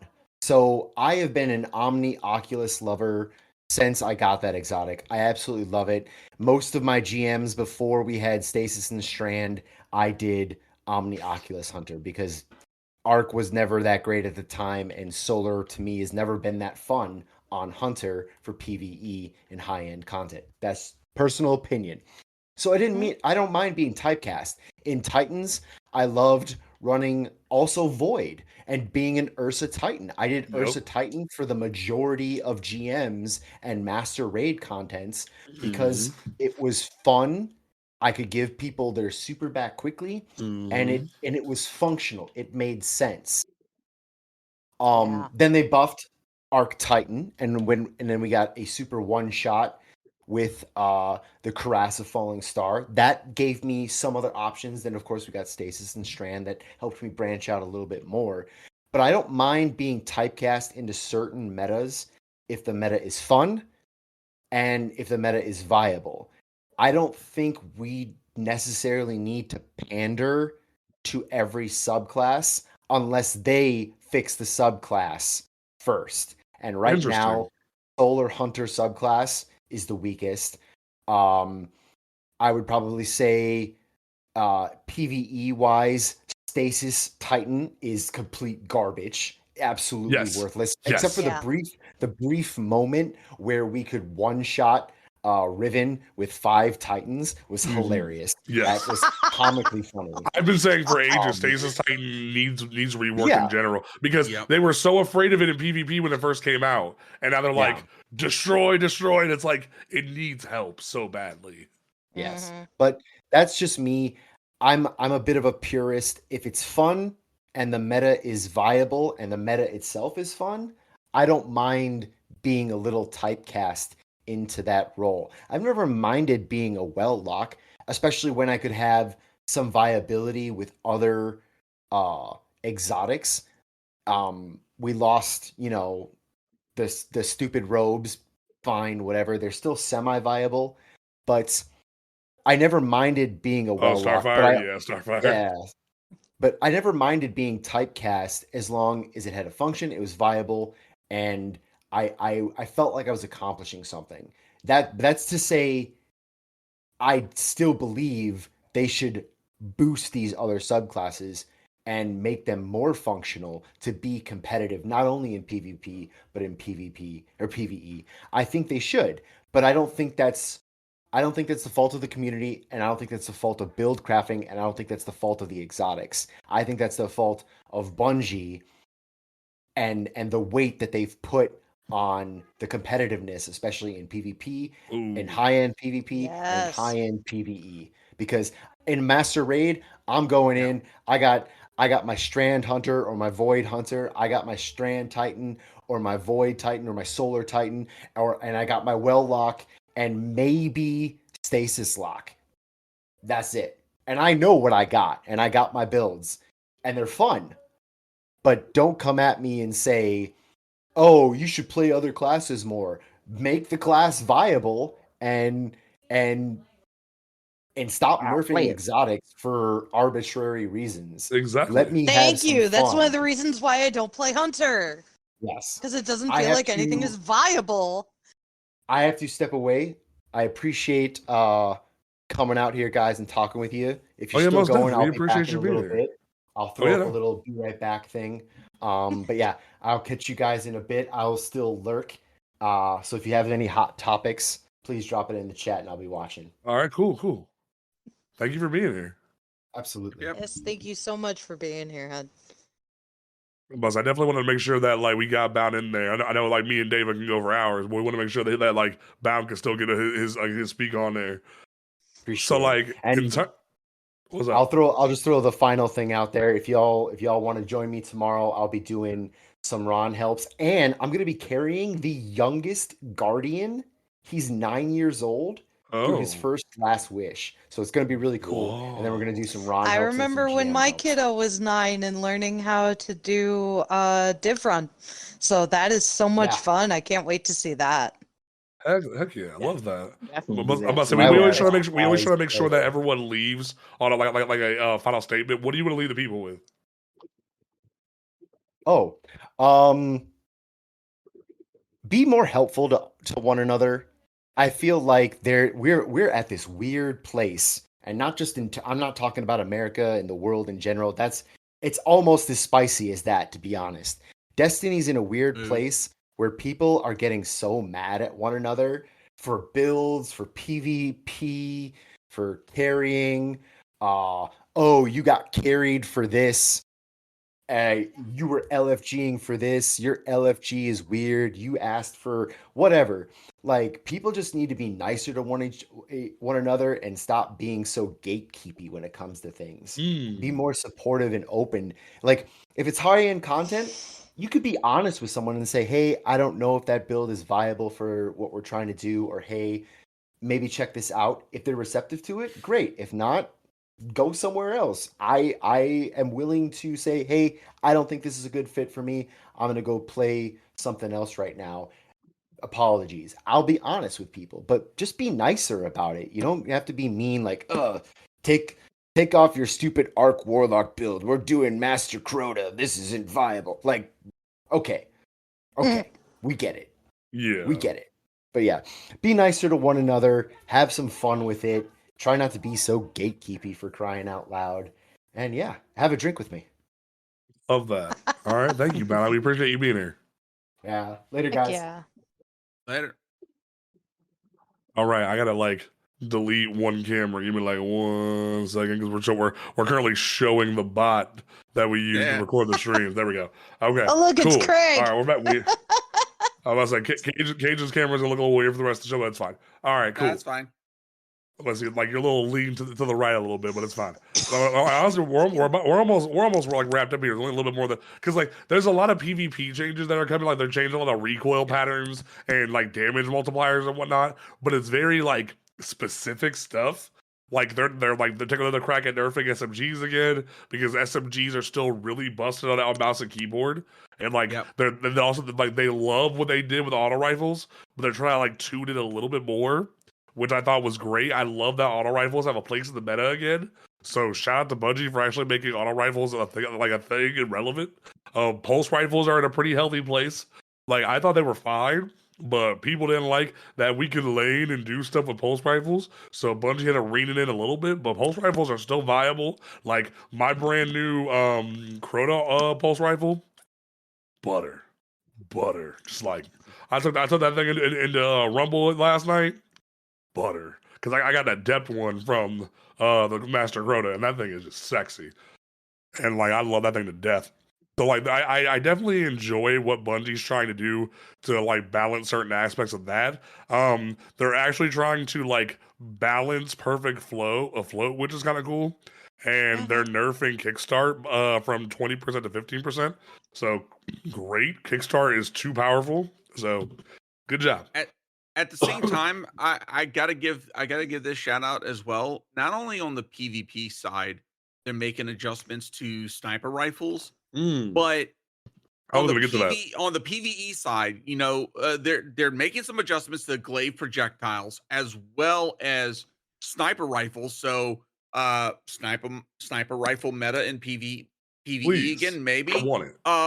Increased damage against minor combatants for pulse rifle and auto rifles. Let's freaking go. Yes. And greatly increased damage against champions for Revision 0 and Vex Mythoclast. Love that so much. Freaking, yeah, exactly. You know, the fact that some of these other exotics are getting some small love in some areas to make them, I would say, maybe into the viable category, I think is going to be a good thing.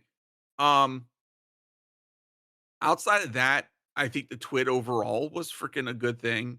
I know that everybody's got their little hot takes when it comes to some of the changes and nerfs coming to certain things. And to be honest, I feel like Bungie is starting to lean more back into the freaking, hey, we're going to go heavy handed with the nerf spit. And I think they need to pull up a little bit.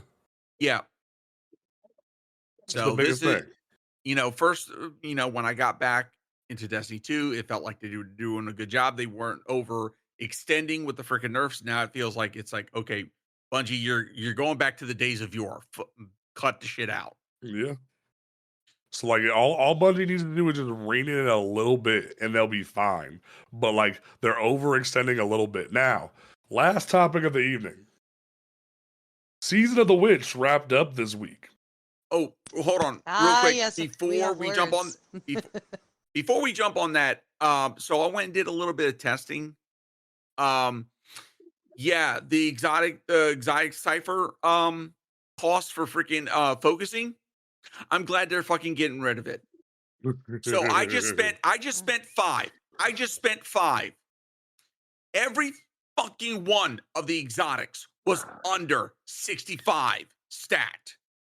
That is not supposed to be the freaking case. So either it's bugged again, or I don't know what the hell. And on top of that, the stats were absolutely garbage. Yeah. They were ignoring my mod. So both ignoring mod and freaking understat. Yeah, no, freaking.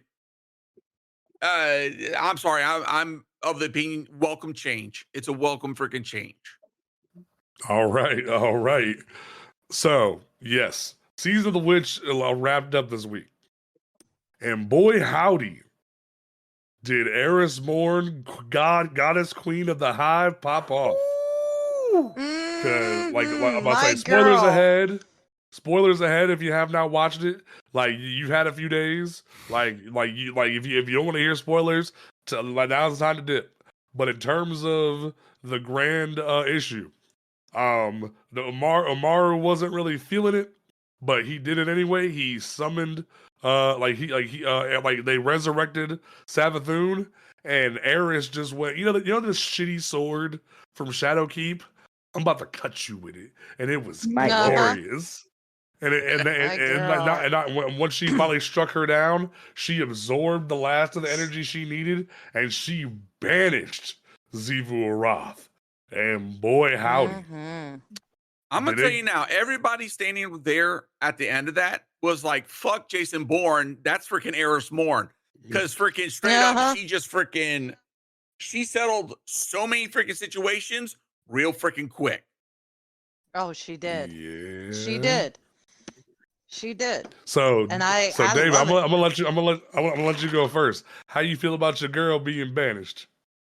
I don't really care too much as far as like you were talking about being in the throne world earlier, and she can't access that no more, bro. You're there alone. She went bye-bye. You're all alone in the corner. We still got the War Moon. We still got our special place. I ain't tripping on it. But no, like legit, like as far as the story goes, like we have to do something. I feel like this is a bit of a little lazy writing because I expected to like kill her and then kill her again. That was gonna be the fun part, like kind of how we did Oryx, where we killed him in the story and then we had to go fight him in his throne world. But now I feel like they're just gonna callous my girl and be like, well, she's dead now. And like the story misses somewhere. That's the thing. So that's when the Orcs thing with came the around, hive. Well, that's the thing. Go ahead. Go ahead. No, ahead, you Tower. go ahead, hon. Because I've got lore. You do your thing. Yeah, when we encountered Oryx, we really didn't know about the Taken, and we didn't really understand the Ascendant Realm. It wasn't until after he came back as the Taken King, that's when we really started to freaking dive into that, and that's when it became a whole different ball game. That's when we really started to understand the freaking hive, the hive logic, and the Ascendant Realm, especially throne worlds. Mm-hmm. So it was after that that we knew that we had to take extra steps and precautions in regards to the hive. And so all the lessons learned, everything that we encountered up until now, Eris has been playing freaking chess. Mm-hmm. And this was the opportunity for Eris. And she knew that she could have went to the freaking off the deep end. She could have freaking nixed Xivu off the freaking map 100%. For her, for Xivu, that's what she wanted. That's the thing. Xivu wanted that death because that would have fulfilled sword logic. But Eris doing what she did broke sword logic to the fucking degree. Yeah. And just cut them all off at the knees. Yep. The other thing is that just like we learned in season of the freaking Seraph, actively engaging in conflict in any way, shape, or form feeds Xivu Arath's worm. Mm-hmm. If Eris had killed or confronted Xivu Arath as the Ascendant Hive that she was after killing Savathun, all it would have done is made Xivu Arath more powerful, infinitely more powerful, given that if Eris had confronted Xivu Arath and Eris had failed, then Xivu would have absorbed all those tithes from Eris and us, and all those tithes that Eris absorbed from killing Savathun. And so what that would have done is we would have had to have done another version of Season of the Witch, but we wouldn't have been able to do that because Eris would have failed. Eris is mortal. Eris doesn't have a ghost. She has no one to revive her. If Xivu Arath had killed Eris, we would have been screwed. Yeah. So the only way to fulfill a way in which to, defeat Xivu Arath, just like with Rasputin, deactivating all of the war stats and then deactivating himself, stepping himself away from the game board was for Eris to force Xivu Arath to be stepped away from the game board. She can no longer feed her worm. Yep. That's the thing. Being disconnected from her throne world means that she cannot feed her worm, and therefore the worm will eat her. We don't have to do shit. The worm will eat her from the inside out because she can no longer absorb the tithes. That's one of the things about the throne world, is that is the catalyst for absorbing tithes. And so Xivu Arath's cut off from More that. about that. She's That's cut just- off. that feels like a bit of a I butthole. literally just read this So a hear week me out. ago in That the Book of seems Sorrow. like a bit of a plot hole. Like, so how is Eris accepting tithe if she doesn't have an ascended realm?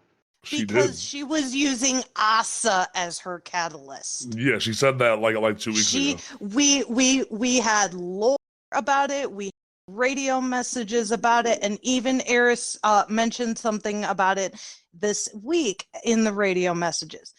Asa So if that's the was case, her then catalyst. Why can't Xivu do that then?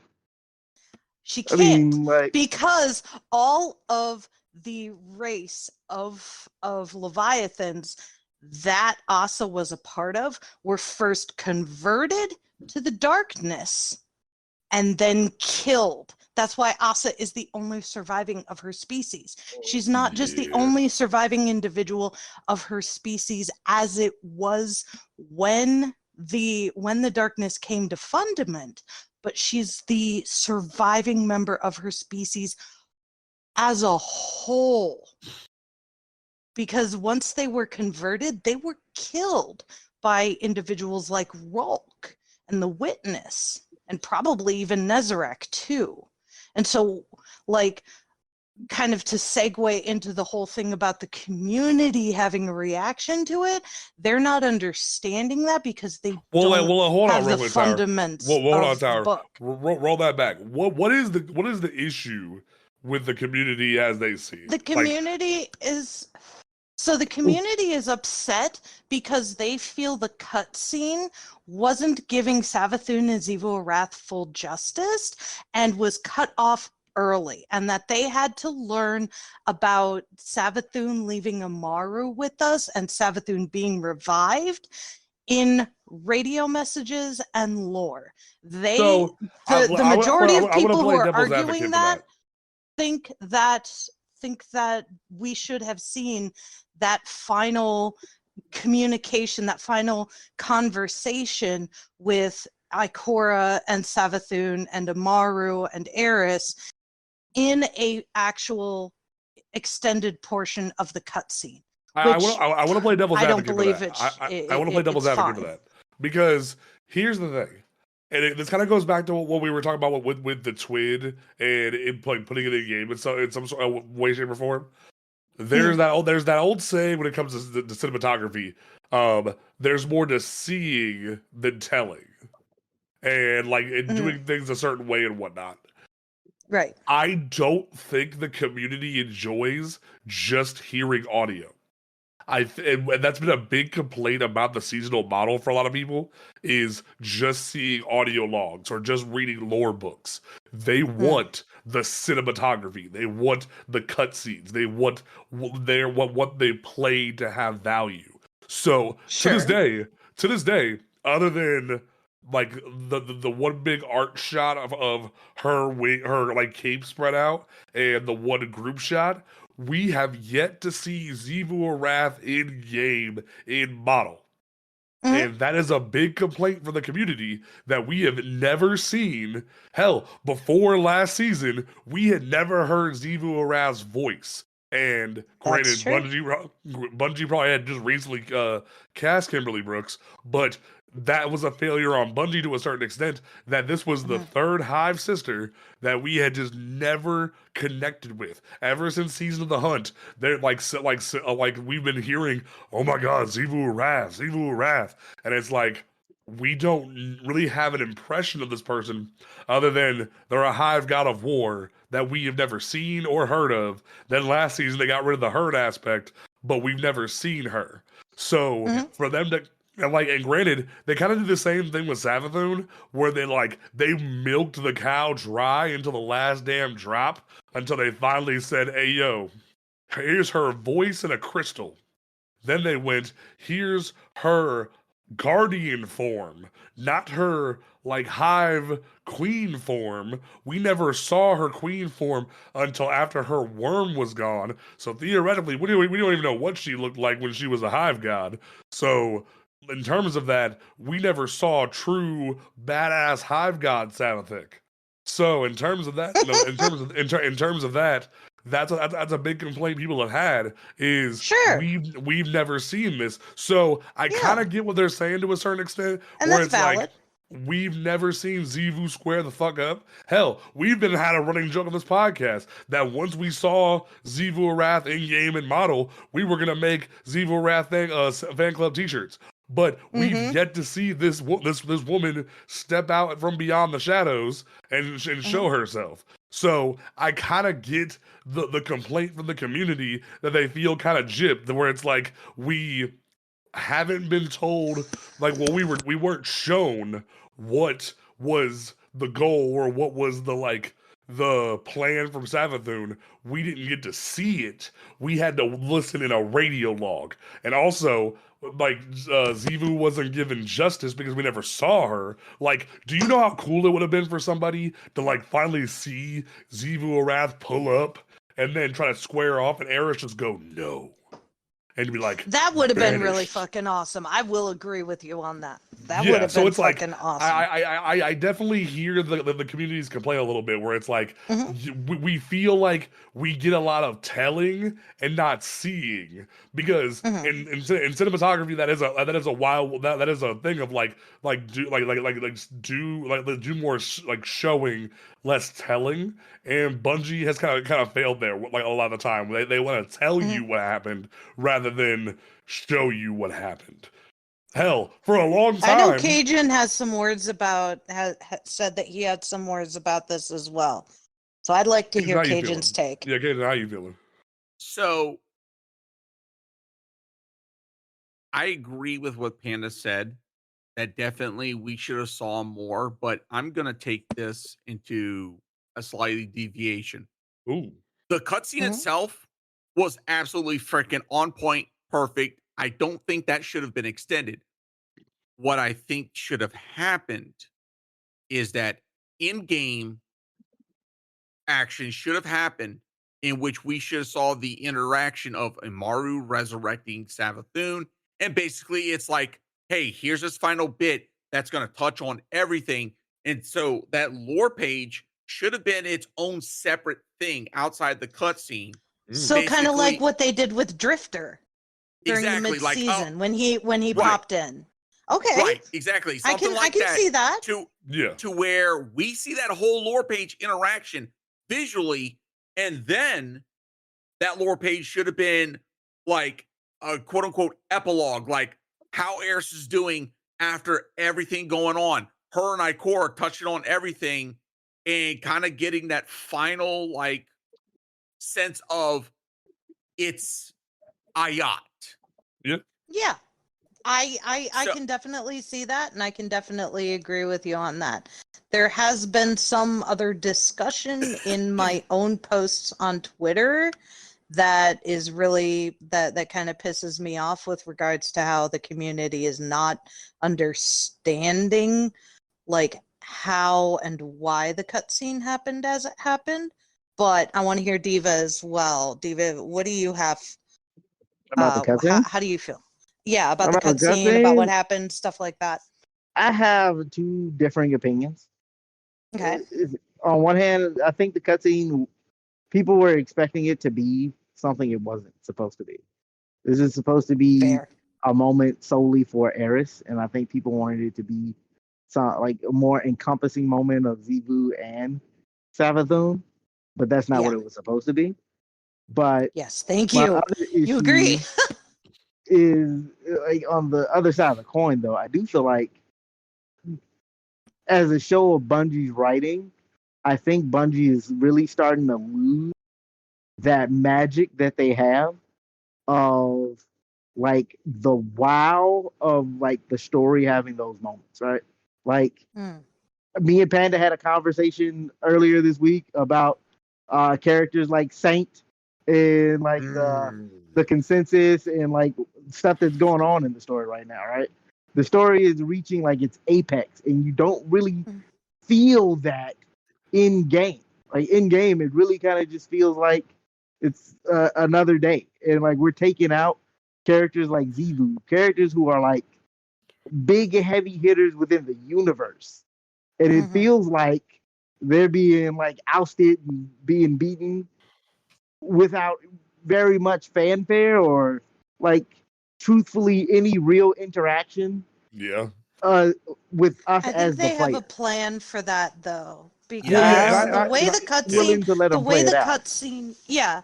See, the thing is, the way the cutscene played out is it leaves it open ended for us to finally be able to confront her. Right. Right. And Which, not only that, and I absolutely agree with what everyone is saying. I just have an additional perspective that I think some of y'all might be able to understand as well. And that the majority of the community has not been able to really pick up on. Okay, throw it at us.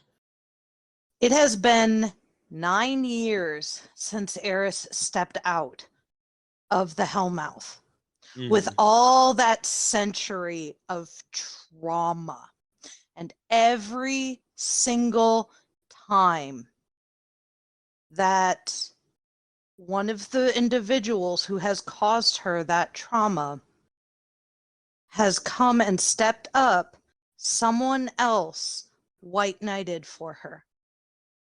And she finally had the ability to do so for herself. Crota, it was us.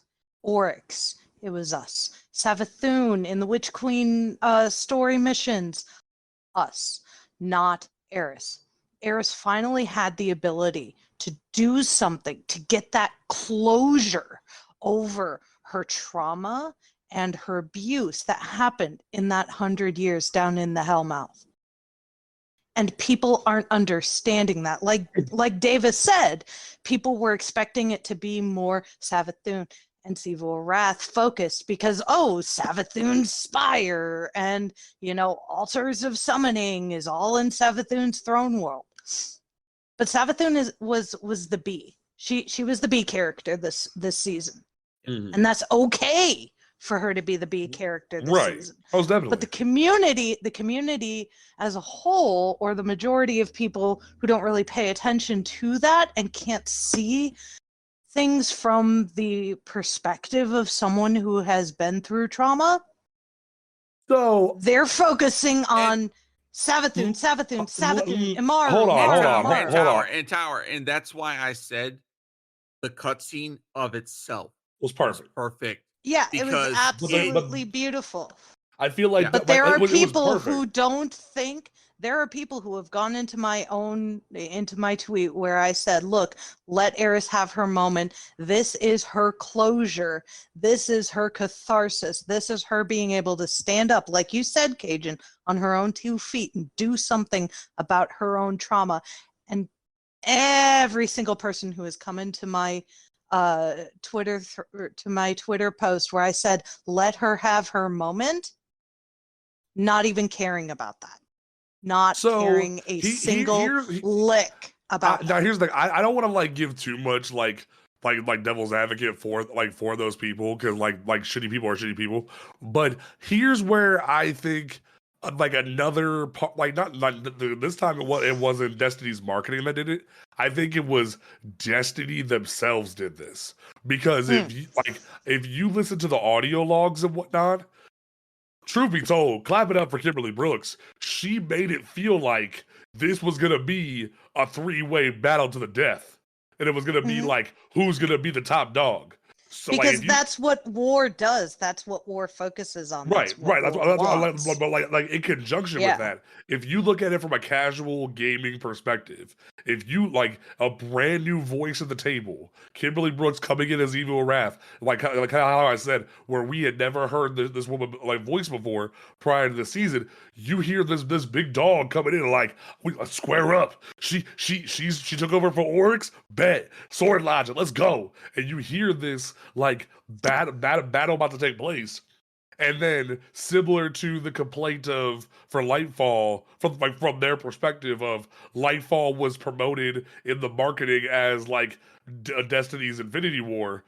That like it's similar to what Davis said. Their interpretation of the marketing, or in this case, the audio logs from Zivu, this felt like it was about to be a three-way cage match to see who was the top dog. So I get their perspective, but the way they went about it about coming in your replies is messed up.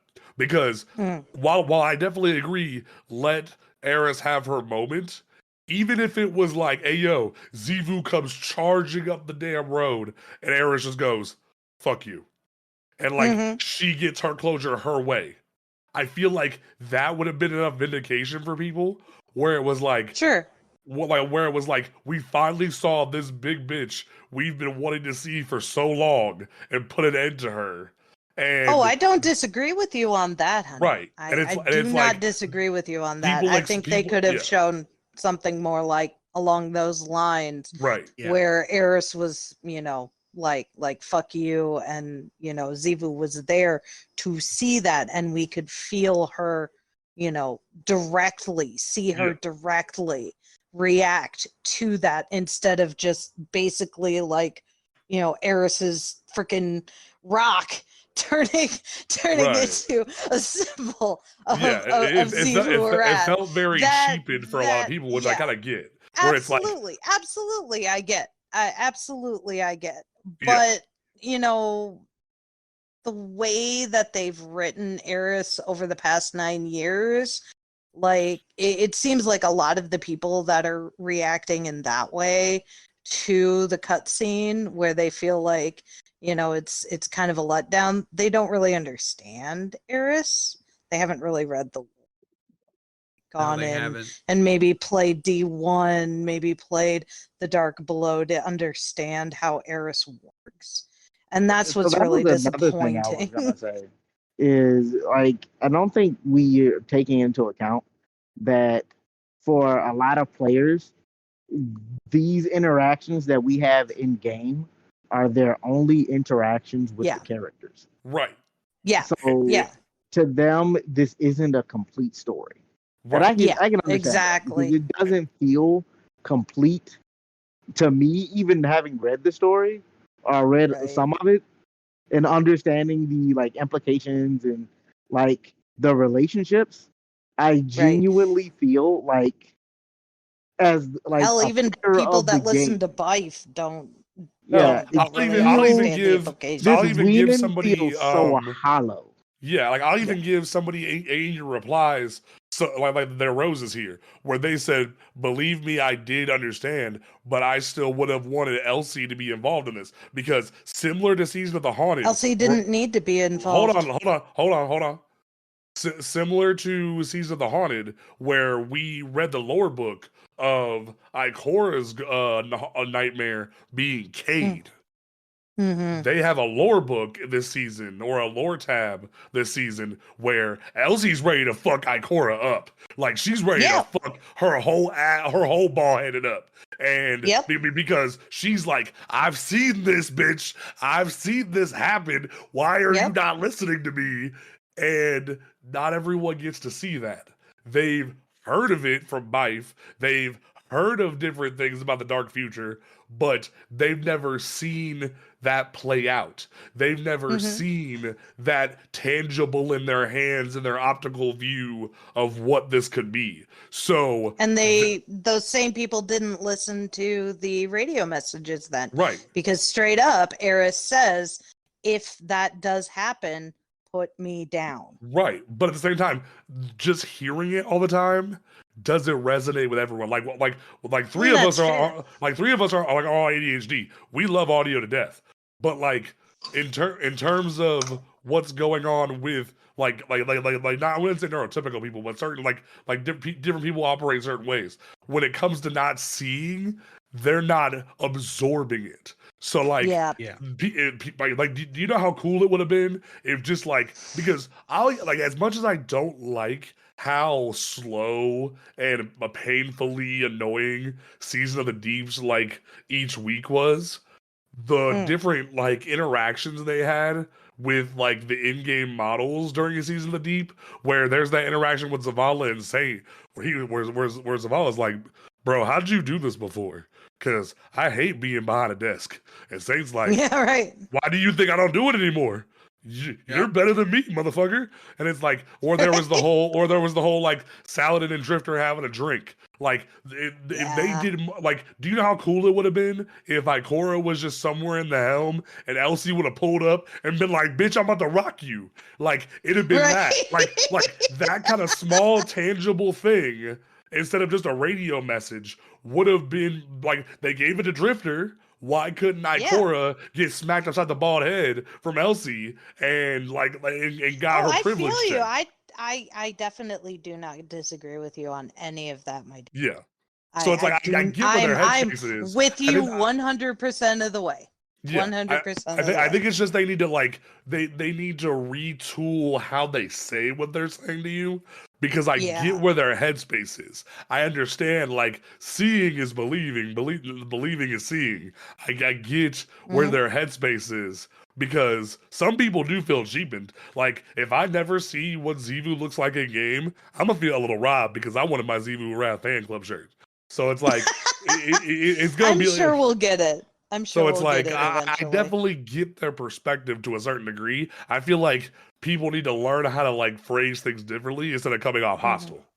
Yeah, I personally, and this is just me spin foiling, I think the reason that they left it open ended is because she's going to go back to the witness and have something to help her, probably in the final shape. And I think that would be really great, because I think they said something about 2 raids in the final shape. No, it's only 1 raid. Okay. It's a raid, but then there's going to be a quote unquote final encounter. What's going to happen is we're not actually going to defeat the witness in the raid. It's going to be a mission that everyone can help with after the raid is complete. Okay. Yeah. So I mean, I think there's going to be something with her. So I'm calling it. We're going to fight Xivu and freaking the final shape raid. See, I'm with you on that, Cage, and that's what I'm thinking as well. Given the ending of this season, if they don't do it next season, if they don't, it's going to be a freaking dungeon boss. That's what I've been saying for the longest time. Just make Xivu be a dungeon. I want to believe that they would do some shit like that. I don't think they will. I am wholeheartedly thinking that they're gonna do exactly what they did to Callus. Somewhere in the story, it'd be like, all right, well, we killed her. Now we can go kill the witness in the raid. And that's what's got me worried, because that would be a lackluster way of telling her story. But I agreed, and I apologize. I have to mute because I'm like, yeah, okay. Very fun. And that's why I'm a little concerned with the way Bungie's telling their story right now, because I genuinely feel like they know how to hype characters up, but they really drop the ball when it comes time to show me what you've been talking about this whole time. That is a part of their story that they really struggle with. They know how to write good stories on paper, but they don't know how to act it out in game when time really comes. Yeah. I think they had a really good thing going during Witch Queen with the with the little weekly character interactions that we got in Season of the Splicer and Season of Plunder and stuff that. Yes. I think they had okay, y'all know how I feel about Witch Queen's campaign story. For me, I really got involved with the seasonal stories because, like you said, they had the characters acting shit out. When Saint and Mizrax finally confronted each other, and Mizrax went in and was like, for us, fuck you. you're the monster, and Saint was just standing there dumbfounded, and we That's got why to I say see Saint's that. still a badass, Deva. We That's when why I still we say agree. when I we never got said to he wasn't a see badass. Saint, but when we But- got to see Saint standing there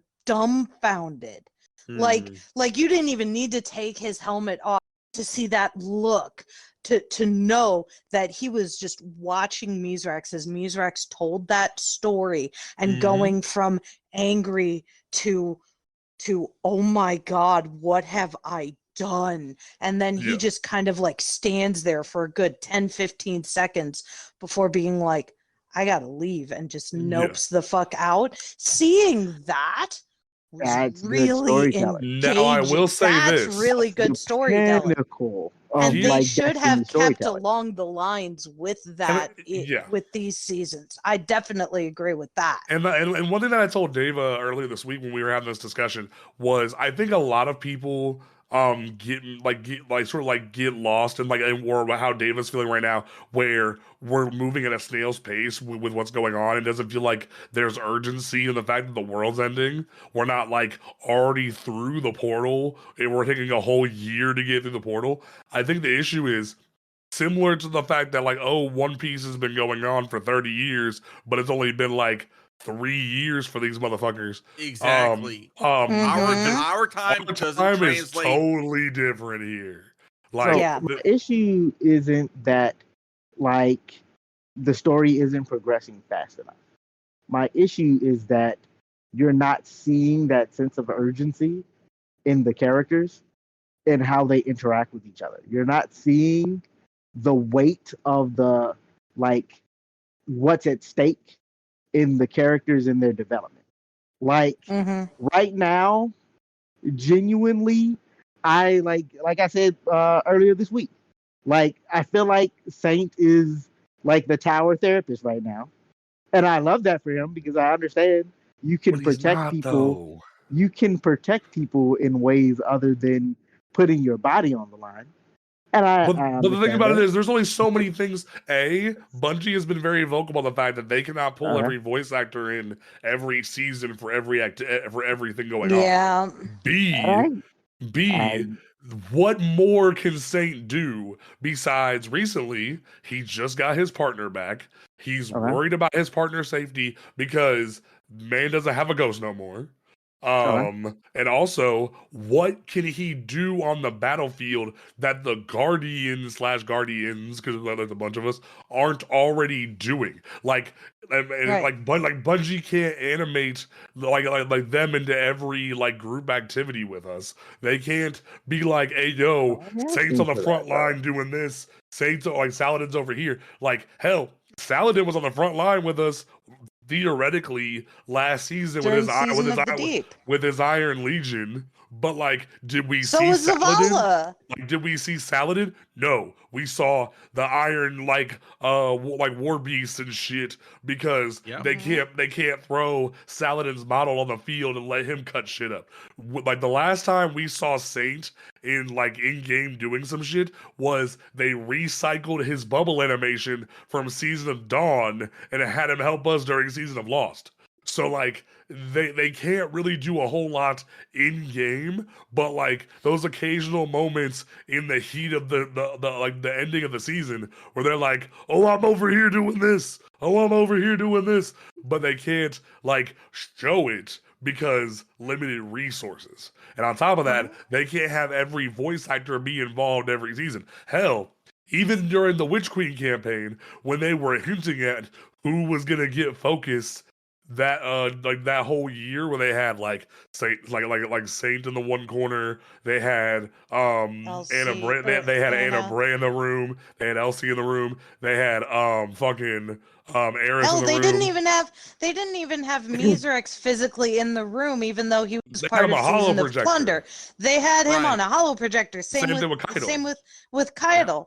But they had Drifter there And, like there was a whole to moment where like represent Season of Plunder. I think it was like Saint or Shax like put an arm on Anna Bray when they were all stressed out. But did anybody say anything? Was Erika Ishii on standby? No. Right. So it's like And there's that's only so probably much why they they can didn't do. have Elsie. That's Yeah. probably why they didn't have Elsie pull up, because they couldn't have her in this season. She was Yeah. probably working on something else, because Elsie's there's only so voice much actor financial you does can do about that season. 40 different projects at a time. Right. She's incredibly well known in the voice actor community, just like Erika is, just like Todd is. Yeah. So You it's know, like you can't like have every it's single very actor much there. it's very much a product of the seasonal model, a product of limited resources on voice actors, And a I limit on can budget. do that. And I'm not Mhm. sitting here and being like, oh, well, your story is absolutely worthless because of these like imperfections. But it does the story the story a disservice to pretend that it's not happening. Like to pretend like these things aren't happening and to not critique them does Bungie a disservice. Well, yeah, what was I It definitely does get what the you're story a saying. disservice. Yeah, Like yeah, I can I get understand what why you're saying. these issues are happening. I give grace. I'm not saying that I don't like that because these things are happening. I'm like, I'll never play Destiny again, or that I hate the story. Right. It's just genuinely my critique of the story. Like genuinely, Yeah. I want to see Saint being Saint out in the battlefield, the Saint that we saw in the stories, where he was out there protecting people. Like we had Season of the Sure. Defiance, where like regular citizens and the Elixni were being kidnapped by the Shadow Cabal. And I feel like that would have been a great use of Saint to be out there helping, like, protect people on the front line. But hypothetical, they said during Season of Defiance that Mithrax was there and doing stuff, but did we see Mithrax's model in game anywhere beyond the farm? Only a couple of times. Oh, well, no, we did see him. We did see him in the final mission. Amanda. He In the was final with mission, us but physically like in we the we final never mission. saw we never saw Holiday shooting anything next to us. We never saw Mithrax shooting I'm not anything saying next that to they us. have to actively Actually, be in the we game. did see Mizrax shooting shit next to us. In the final mission, one of the rooms that you go past, you can literally see Mizrax shooting down Cabal. It's fucking hilarious. My mistake. Because But it's like he's just think about teleporting this. like a fucking overload captain. so like are shooting you just down these wanting like Cabal. more voice just audio wanting of to like see like him like the like words of him doing something? words of Or are you doing just things, wanting to see voice his actors, model in game? see the models in game. I just want to know that they're out there on the battlefield. Like my question right now to Saint is, what were you doing during this particular moment in time? I mean, during And Defiance, can't I would answer say that question. like they didn't tell us during Defiance, but like I think during Defiance, I would. they would probably was a say that like, real oh, more. he was like helping people in general. They might not have said it, but he could have been doing a lore book, or like there was that whole he was trying to convince Osiris not to fucking kill himself. But like right. I was just about to say. But then during Season of Defiance, he was trying to keep Yeah, Osiris home after he came back the from same Neptune. time, but then at the same time, during Season of the Deep, when he was participating, he did say he had boots on the ground doing stuff with us during those different missions and whatnot. He was there, quote unquote, but we didn't see him. Yeah, because we didn't see Salone either. But yeah, and I give him grace for that. I'm not mad at him about it because I think his position in that particular season was more so to keep Salone whole because we needed her, and Saint is a wonderful like person to like help people process the things that they're going through. Right. And I know I give him shit for being a therapist, but that is a genuine role. People need that person, the heart to keep people sane, because not everybody can be fucking Saladin and just hit the battlefield and be ready to go. Just You tank know? Right. everything and deal with it. Exactly. Right. Not everybody can do that. And I give him grace for that. I'm not mad at him. But I mean, like, legit, when you think Saint, part of his story is that, you know, for each one of those purple ribbons Is a on his person he armor saved. is a person he saved. Yeah. Yep. And right now, I genuinely think the Saint from the stories in the lore books would most definitely have his boots on the ground protecting the civilianry. And I feel like Right. But the genuinely saint just for from the season of lore Divine books, but the is saint like, from the go lore ahead. books is not the same saint that we know. I feel like the Saint from the Because lore that- books didn't learn the same lessons that Saint Yeah, has learned because- recently. Because all the lessons that he learned being trapped in the Infinite Forest. He Yeah. had to literally be trapped in the Infinite Forest for what was him millions of years. For us, maybe, a century or whatever. But like, he had to go through and learn those lessons in the Infinite Forest. And now he's just a tired old man who just wants to see his people, his children, his friends thrive. His but partner don't get me wrong. thrive. Don't get. Will but man don't- throw Oh, but hands if he needs to? But don't count him out throw yet. hands. I mean, Do for not real. count him out yet, okay? Because Oh, trust no. me, he's got that shotgun polished, and now Yeah, that he'll the pull up. rat's been knocked down Just- a freaking peg. Ooh. Oh, You can take the you can take therapist the is about to soldier get out his of the therapy. war, but you can't take the war out of the soldier. Oh no, Oh, he's The he's war about to dog is decorate. always going to be a I war said dog. it last night. I said it last night on your stream. He's about to paint Zevil Wrath against the wall like a Jackson Pollock painting. Oh, hell yeah. Oh, hell yeah. He's one of those where right now he's got that mindset of the tired old man who's ready to just, sit down, let the younger people take care of business. But as soon as you say, bro, come, he's ready to go. He about to pull up. He's got his armor ready. He's got his I helmet felt ready. that He's got feralness when Yeah, Ziva was he's got talking it. shit in the opening of the Deep, when she was Mhm. talking shit and you heard man ready to fight. I felt that in my soul. Yup. Like I felt my Yup. tattoo shake. Like it was ready to pop. Like shit, Yup. like it was going down. So Yup. I definitely feel like story's heading in a great direction. I think Bungie this season, the narrative team did flex a lot.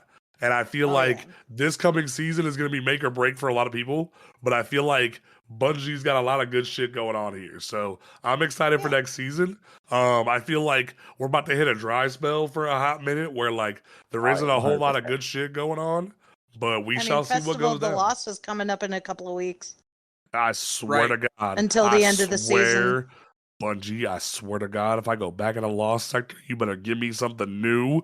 I swear Of course, there's to going to be a new God, weapon. if I go back into a damn haunted Lost sector, you could do anything. Make it a haunted Just dungeon. give me more Make it a Glint haunted stories. You know what? You know what? Give you know me what? more horror stories with Glint. I will go as far as to say this: if Bungie ever pulled this off, not only would I love them, but I would also hate them at the same exact time. Take a note from freaking Warzone a couple of years ago during their haunted haunted freaking event. PvP. No. Make it to where anytime you open up a chest, any chest, it's a random jump scare.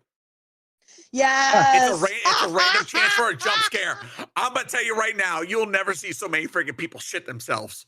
No, see here's what I would do if I could go back to the planning stages for this season. If I could go back to to the planning stages for what's been going down, I would have made an extra season right here, cut Witch off right here, and then be like, hey yo, season 23, Infinite Forest is back, just in time for Halloween. And it would have been gangsta. To have the Infinite Forest back right before Final Shape, to have all kinds of craziness go on, Saint and Osiris working together to figure out why Mercury's back, but it awesome. And then be like, Halloween, back in the Infinite Forest, guys, let's go. One last ride. I'd have been hyped. Right. So there is one thing I wanna say before we get too into like Festival of the Lost and stuff. This was not the final end of the season. There are still 3 more radio messages and another lore page and another secret triumph. So just because this cutscene was cut short according to the community does not mean that there isn't something else. We probably do have 1 more week of story, because there is another lore page or 2. I just and there realized are we haven't 3 gotten more an radio exotic messages. mission this season. We haven't got an exotic mission this season. Nope. And there's like no hints of one coming, which is kind of weird. Like by this time last season, we had implements here. There is more to the season. That's all I'm we gonna say. We shall see. If you look at the triumphs, we are not done yet. Yeah, but the fact that you can already get the seal for the season has a lot of people saying that like you can already close the book. So like I kind of get with the vibe. With most seasons, with most seasons since about, I think it was Season of the Haunted, I've seen people get the seasonal triumphs done within a week. Get the seal within a week of it dropping. So don't let people getting the Haruspex seal stop you, because there's still more. Just look at the regular seasonal triumphs in your journey tab, not the seal triumphs, but the actual seasonal triumphs. There's still more shit going on in this season. We shall see. All right, folks. Don't forget, folks, that you can listen to this podcast on Apple Podcasts, Google Podcasts, Spotify, YouTube, all those great places. Make sure you check out the merch shop, shop.cosmodromeradio.com, and make sure that you follow us on Twitter /X, at Cosmodrome Radio. Diva, what do you want to leave the people with this week? Be nice to one another. I've been seeing way too many of you Guardians out there picking on the other Guardians for no reason. Be nice. This game is more fun when people come to play it together. Genuinely take the time out, help each other, and enjoy each other's company. That's what I'm leaving out with. All right, Tower. What do you want to leave the people with? What I just said. There's still more to this season. Let it ride. We'll see what happens. All right, Cajun, how you feeling?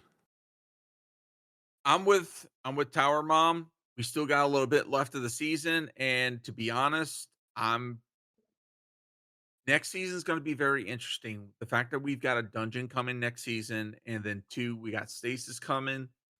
I'm gonna call this, and if I'm right, I'm gonna freaking pound my chest on this shit. I think next season we're gonna face Aramis, and I think that's gonna be a conclusion. That's gonna be a wrap up of that story. Ooh. Okay. I'm gonna let you cook on that. That's a good one. Okay. My closing statement is going to be a little bit different. One thing that I've been noticing a lot in the community the past like 2 or 3 weeks is a lot of people either hard carrying people through content. What I mean by that is I found out that one of my personal friends did a Crota checkpoint with a popular streamer, and that streamer did like over like a crazy like hundreds of these Crota checkpoints for people. And what they told them when they would load in is just stand in this room, don't do shit, and then wait for us to tell you to come out for DPS, and we will get you like you're clear. And that really got under my skin, because we as a community have got to stop hard carrying people through content. Yep. We have to stop just carrying people and then learn nothing. We need to teach people. Just because your numbers won't look as good doesn't mean we don't like teach people. Granted, for master challenges, some people just want to get in and out because master stuff is hard. I have friends who like Sherpa and carry people for master challenges, so I get that. But in terms of actual like carries For Crota, for basic bitch Crota, why the fuck are you just telling people to stand off to the side? Like, the hell? Teach people. Let them Yeah. learn. Let them fall. Let them pick themselves back up. Teach them the right builds. Teach them the right things to wear. Don't let them just roll up with nothing right and fail.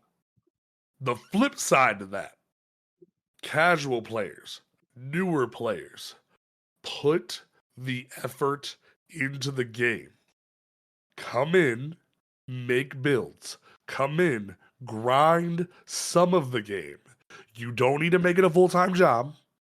Grind some of the game. Do what's needed of you. That way you can say, hey, I did it. I have a build. I have several builds. I have the majority of the exotics. I have a good amount of the loot. All you need to do is do the like some of the game to reach raid level status. You don't even need to have all masterwork shit. As long as you're at like tier 6, tier 8, 9, in terms of like your armor level for certain mods and whatnot, you're fine. But you gotta put the work in. That way you can be an asset to a team if someone is willing to teach you. Don't just go And in let us somewhere. teach you. Yes, let us teach you. Don't just come in expecting a hard carry. What I've been noticing a lot of my streams or in other people's streams is people coming in, hitting a lottery button, just wanting a clear. They just want a clear, they just want their loot, and they want to leave. What was the point of doing the activity if you were just gonna like do that? Learn, be an asset to your team, and do better, please. So that's what I kind of want to leave people with is on both sides of the spectrum, eliminate carry culture, emphasize Sherpa culture, if that makes sense. Like, teaching needs to be the priority and learning needs to be a priority. But we will catch you folks next time right here on the show. Peace out.